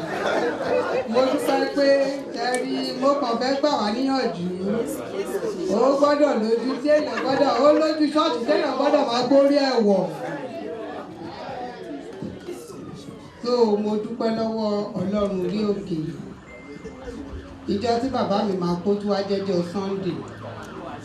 Mo pè báyìí oṣù 4 sí 5 ló fi sick. Mo tún gba kíárà fún un tí mò ń sanwó fún un. Tí mo tún oúnjẹ mélòó bàbá máa jẹun tó wà nílẹ̀ kíárà ń jẹun á tún béèrè máa tún fún un. Pé bàbá ìyá ṣàkúta wà á stop láti máa gbowó lọ́wọ́. Ìgbà tí àárọ̀ ìjọ yẹn bí mo ṣe ń bọ̀ à ń ṣe women fellowship anniversary ìjọ yẹn bí mo ṣe pè é kí ara yẹn nígbà bí ẹ ò lè sọ̀rọ̀ mọ́ mo wá ń gbọ́ tó ṣe wọ́n ní ẹ pé ẹ gbé fún bí ẹ ṣe ní bàbá tó bá ní ló ní ọmọ yín ló fẹ́ bá yín sọ̀rọ̀ ọmọ yín tó sọ báyìí ó ní Olúgbáyọ̀ wà ló kàn sọ̀rọ̀ ni ó ní mo ti ń lọ. Ó dẹ̀ promise mi pé òun bọ̀ àṣẹ tì mí síwájú mo dẹ̀ ti ní sùúrù fún ẹ tó o. Ìwọ náà ni mò ń dúró dè mo ní kò sí nǹkan kan bàbá mi. Ó ní ọmọ máa tọ́jú ẹ̀. Ó ní bóun ṣe ń sọ yẹn ìyá òun gbọ́ bàbá òun fàṣẹ sí lóde ọ̀run. Ṣé rí àmọ̀ràn tèmi kàn máa gbà ní pé ẹ wo kò sí nǹkan tí bàbá lè jẹ́ mọ̀ pé láyé àtijọ́ bàbá ò kì í tọ́ ọmọbìnrin wá ní ó lọ gbóyún mi ò lè rán school. Ṣẹ́rí téèyàn bá tọ́jú bàbá àtìyẹ́ wọ́n máa béèrè pé báwo ló ṣe ń rí ògbólò wọ́n máa béèrè pé báwo ló ṣe ń ṣe é. Ṣẹ́rí bàbá wọ́n máa ń sọ pé ìyá nọ́mbà 1 wọ́n sọ̀rọ̀ ọjọ́ kan ní chọ́ọ̀chì wa lọ́dọ̀ bàbá la kọ́kọ́ máa bọ ká tó bọ ìyá. Bàbá lèèyàn máa kọ́kọ́ bọ. Mo di ìwàásù yẹn mú mi ò ní dárúkọ ẹni tó wàásù yẹn bàbá ni the main important. Ìyá náà jẹ́ kókó torí òrìṣà bí ìyá ò sí o.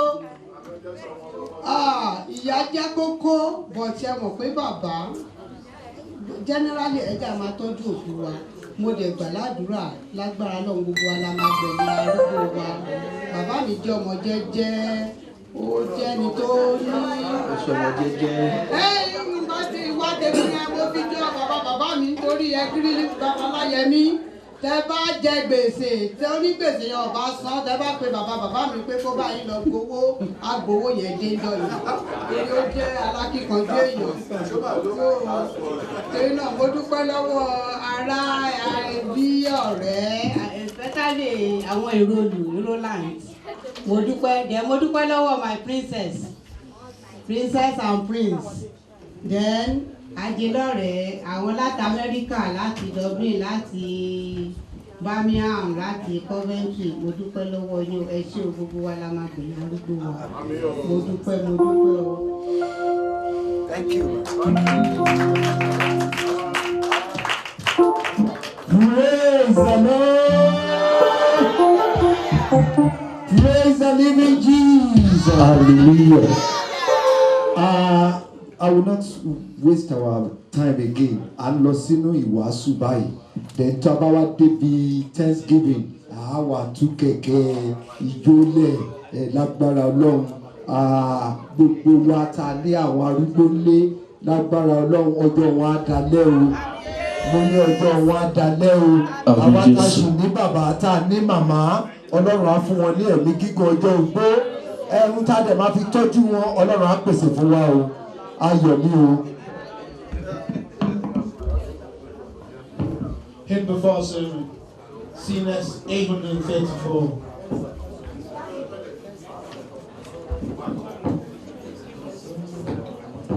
First, second, and the last.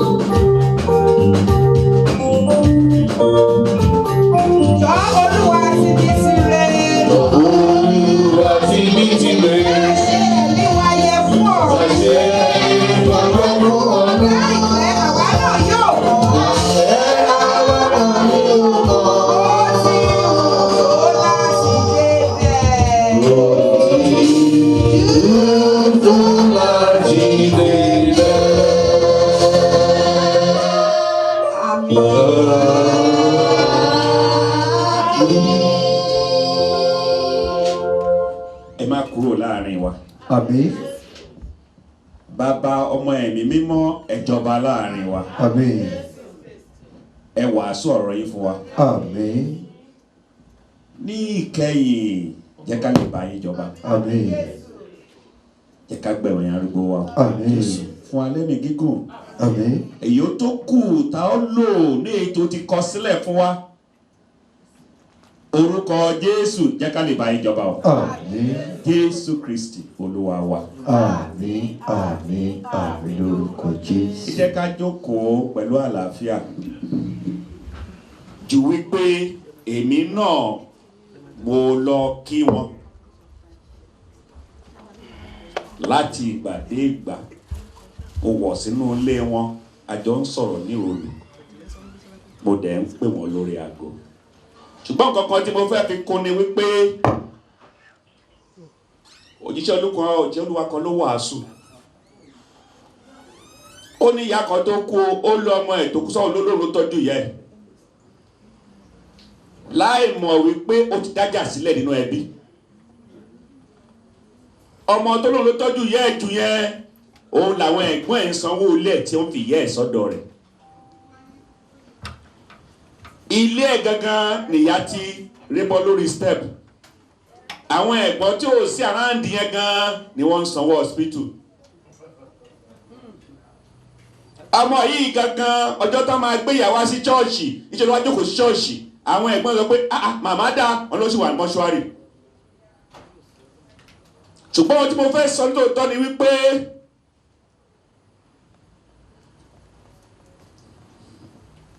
ọmọ aṣerú ẹ̀ fún ẹ kìí ṣépè. Ohun tí o bá ṣe ọ̀kín tó lọ sínú ìwàásù, bàbá kan wà a máa ń pè ní pé wàrí jẹ nínú ìwà rẹ̀.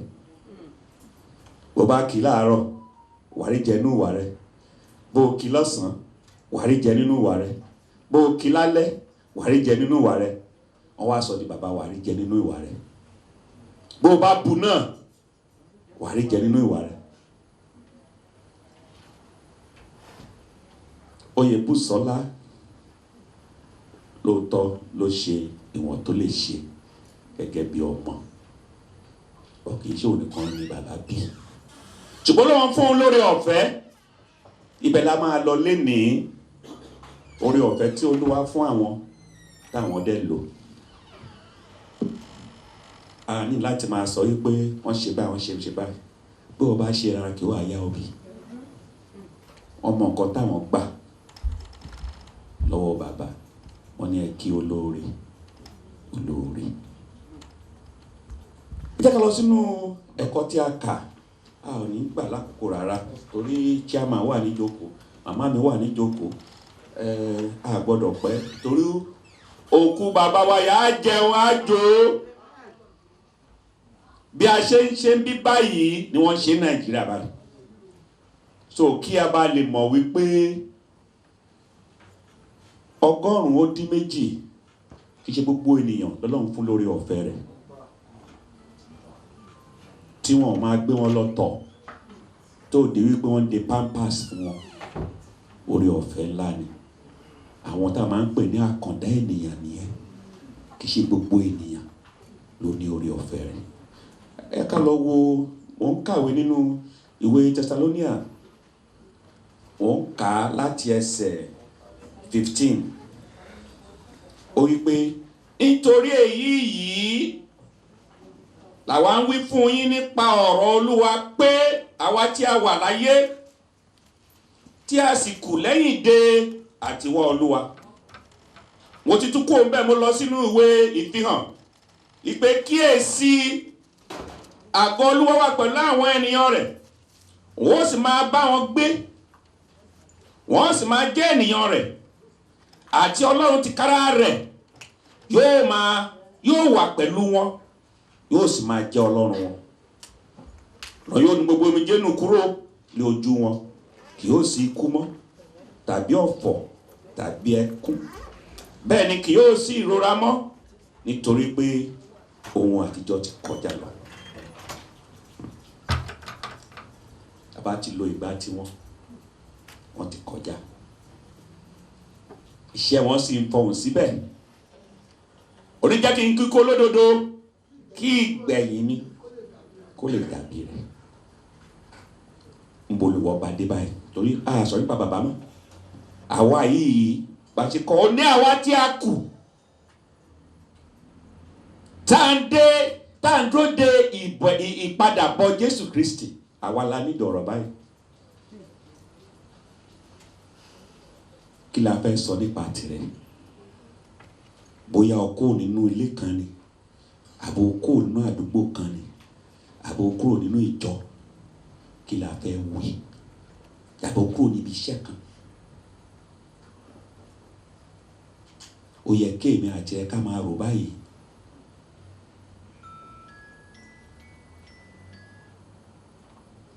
Ibo ló ti ń bá bọ̀? Ibo ló bá dé? Ibo ló ń bá lọ? Ǹjẹ́ àtúnṣe wà? Torí Jésù ń bọ̀ o. Tó gbọ́ wáàsí kan, Aláàjì, èmi náà máa ń gbọ́ wáàsí. Bóyá kẹ́tọ́ lọ́nà ẹ̀ fún mi súrà kan.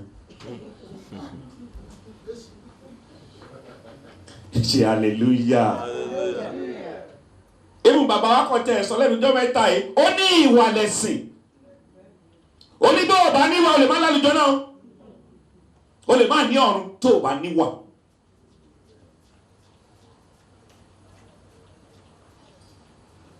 Ẹ jẹ́ ká yẹra wa wò. Bàbá wa rí jẹ nínú ìwà rẹ̀, ó lé ọmọ kan. Ọmọ yẹn lórí ọ̀fẹ́ gẹ́gẹ́ bí ìyá wa ṣe sọ yìí pé àwọn aláàjì ní ìgbà yẹn lọ́hùn wọ́n ràn wọ́n lọ́wọ́, wọ́n wá sílùú ọba tọmọtọmọ. Bẹ́ẹ̀ ni bàbá wa rí jẹ nínú ìwà rẹ̀ náà, ó gbé ọlọ́mọ kan náà tó náà wá. Ọmọ yẹn wá ní wàhálà àti ìdààmú tó pọ̀. Bàbá wa gbọ́. Ọmọ yẹn ò láìkì bàbá ẹ̀. Bàbá yẹn wá gbọ́ ló bá pe ọ̀rẹ́ ẹ̀. Ọmọ òun ó ní wàhálà o, gba owó yìí bá ń fi ránṣẹ́ sí pé ìwọ ló fi ránṣẹ́. Owó yẹn dẹ́ pọ̀ ní ìgbà yẹn, bàbá yẹn fi ránṣẹ́. Ọmọ lò ó ṣe oríire, gbogbo ẹ lọ dáadáa. Nígbà tó ń padà bọ̀ wálé, gbàládùá fún ẹ pé nígbà tá a bá padà lọ sílé, ayọ̀ ìbùkún ńláńlá orí ọ̀fẹ́ la ó mú padà sílé. A ò ní gbé sájò. Ẹ ló sọ yìí pé rántí ilé o, rántí ibi tó ti kúrò. Ọ̀pọ̀ ní òfin kankan sílẹ̀ lé kí ló fẹ́ lọ dé bá. Bẹ́ẹ̀ kọ́ la rán mi lé. Ọmọ yẹn wá padà sílé, ó wá gbé mọ́tò bọ̀, ó wá lọ gbé bá bàbá tó fowó ránṣẹ́ sí. Kò kàn tẹ̀yà sọ́dọ̀ bàbá rẹ̀ rárá. Kò mọ̀ létí bàbá yẹn gbé. Nígbà ọ̀dọ̀ bàbá yẹn, bàbá yẹn ní òun ò lè gba mọ́tò yẹn lọ́wọ́ ẹ̀. Òun fẹ́ kó bá òun débì kan. Ó fẹ́ mú lọ sọ́dọ̀ bàbá yẹn. Fortunately, bàbá tó máa débẹ̀.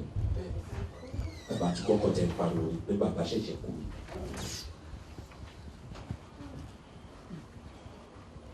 Ọmọ mọ̀ pé bàbá òun ni wọ́n dárò lọ́wọ́. Ó bá mú wọlé. Ó ní bàbá tó ń dárò bàbá ẹ̀ ló fowó ránṣẹ́ sí ẹ tó ń fi ránṣẹ́ sí ẹ o.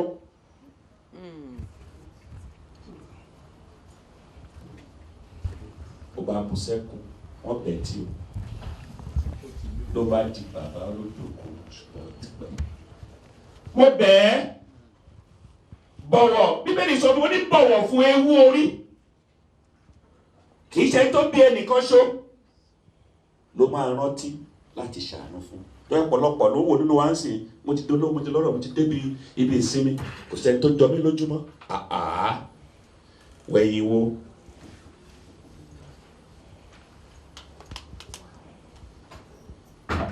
Ẹ jẹ́ kí a ṣe àkíyèsí ká lè ṣe àtúnṣe.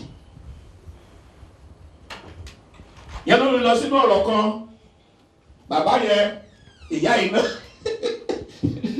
Chairman, ṣe hallelujah. Ọmọ gbọ́dọ̀ ṣe hallelujah. A jẹ́ kó kan akànrán wa létí ní bá ṣe máa tún ṣe. Torí ayé ń lọ pẹ̀lú fẹ́kúfẹ́ inú rẹ̀. onírántí ẹlẹ́dẹ̀rẹ̀ ní ìgbà èwe rẹ̀ ń gbà tọ́jọ́ bí òtí wọ́n pé kò nípa nínú rẹ̀. À ń pè wá padà bọ̀ sí ìrònú pìwàdà. Ẹlòmíì ó lè gbórí ọ̀fẹ́ bóyá ní mọ́ṣáláṣí kan ni bóyá lọ́dọ̀ ẹ̀gbọ́n kan ni bóyá chọ́ọ̀chì kan ni ńgbà tọwọ́ ẹ̀ bá tẹ̀ tán á ní kí ni wọ́n ń ṣe bẹ́ẹ̀. Á ní lágbájá wọn kàn tẹ̀ láìkì ẹ̀. Ó dàbí ẹni tí ó lóyún tá a bá fẹ́ sọmọ lórúkọ á ní èmi fẹ́ Olúwa torí tó gbóhùn mi nígbà ìpọ́njú ó ní gbọ́ rẹ̀ tèmi. Ó ní onípa àwọn adé sàkó ní kí lèèyàn lè ṣe sóhun nígbà tó wà nínú oyún kò sọ pé kí lèèyàn lè ṣe sóhun. Nígbà tó ń rọbí kò lè sọ pé kí lèèyàn lè ṣe sóhun. Ó wá bí mọ́ta wá sọ wípé kí lèèyàn lè ṣe sóhun. Olúwa yóò gbọ́ àdúrà wa. Nínú ilé yìí ìyá ẹ̀ náà wà níbẹ̀. Ìyàwó méjì ni bàbá ẹ̀ náà fẹ́. Ọmọ ìyàwó ìyàrí bíbọn náà bíbí mẹ́rin ọlẹ́ náà bí méjì lédè kan ìyàwó kú ìyálé wa. Ó fìyà jẹ àwọn ọmọ ìyàwó gan-an ní kékeré ṣùgbọ́n alágbára ni Ọlọ́run jẹ́ káwọn ọmọ ìyàwó yẹn kí wọ́n rí ọwọ́ mú. Ó wá fẹ́ ṣe ọjọ́ ìbí ó fẹ́ ṣe 68th ní ìyẹn step mom wọn yìí ní ètò rọ́mú ní ọmọ ìyàwó ló bá pa màálù ló bá dáṣọ pa màálù dáṣọ pé pàtó pelére.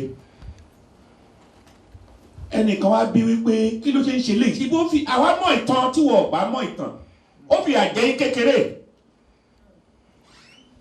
Gbólóhùn kan ní arákùnrin ẹ̀ dáhùn orí tó bá ti poison àwọn tí òun á lè ṣe nǹkan tó fẹ́ ṣe. Orí tó bí kò poison àwọn òun fẹ́ ṣe nǹkan tó ń ṣe ìyẹn ẹ̀ bá bú sẹ́kù. Wọ́n rọ̀ ìyẹn ọlọ́jọ́ ìbí wọ́n rọ̀ tí kò dákẹ́.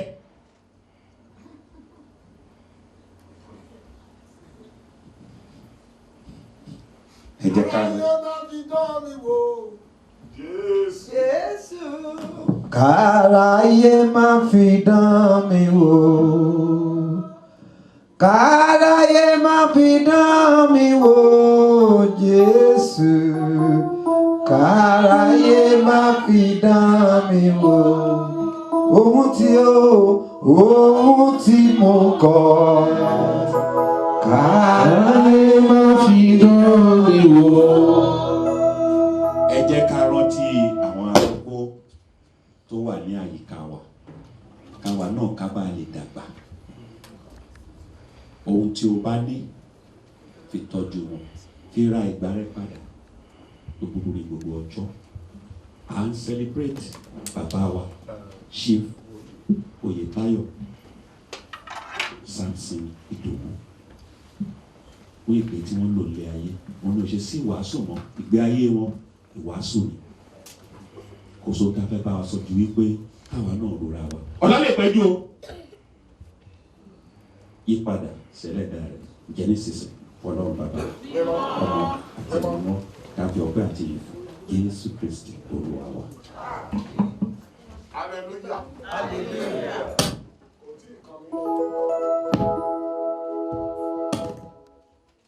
Hallelujah.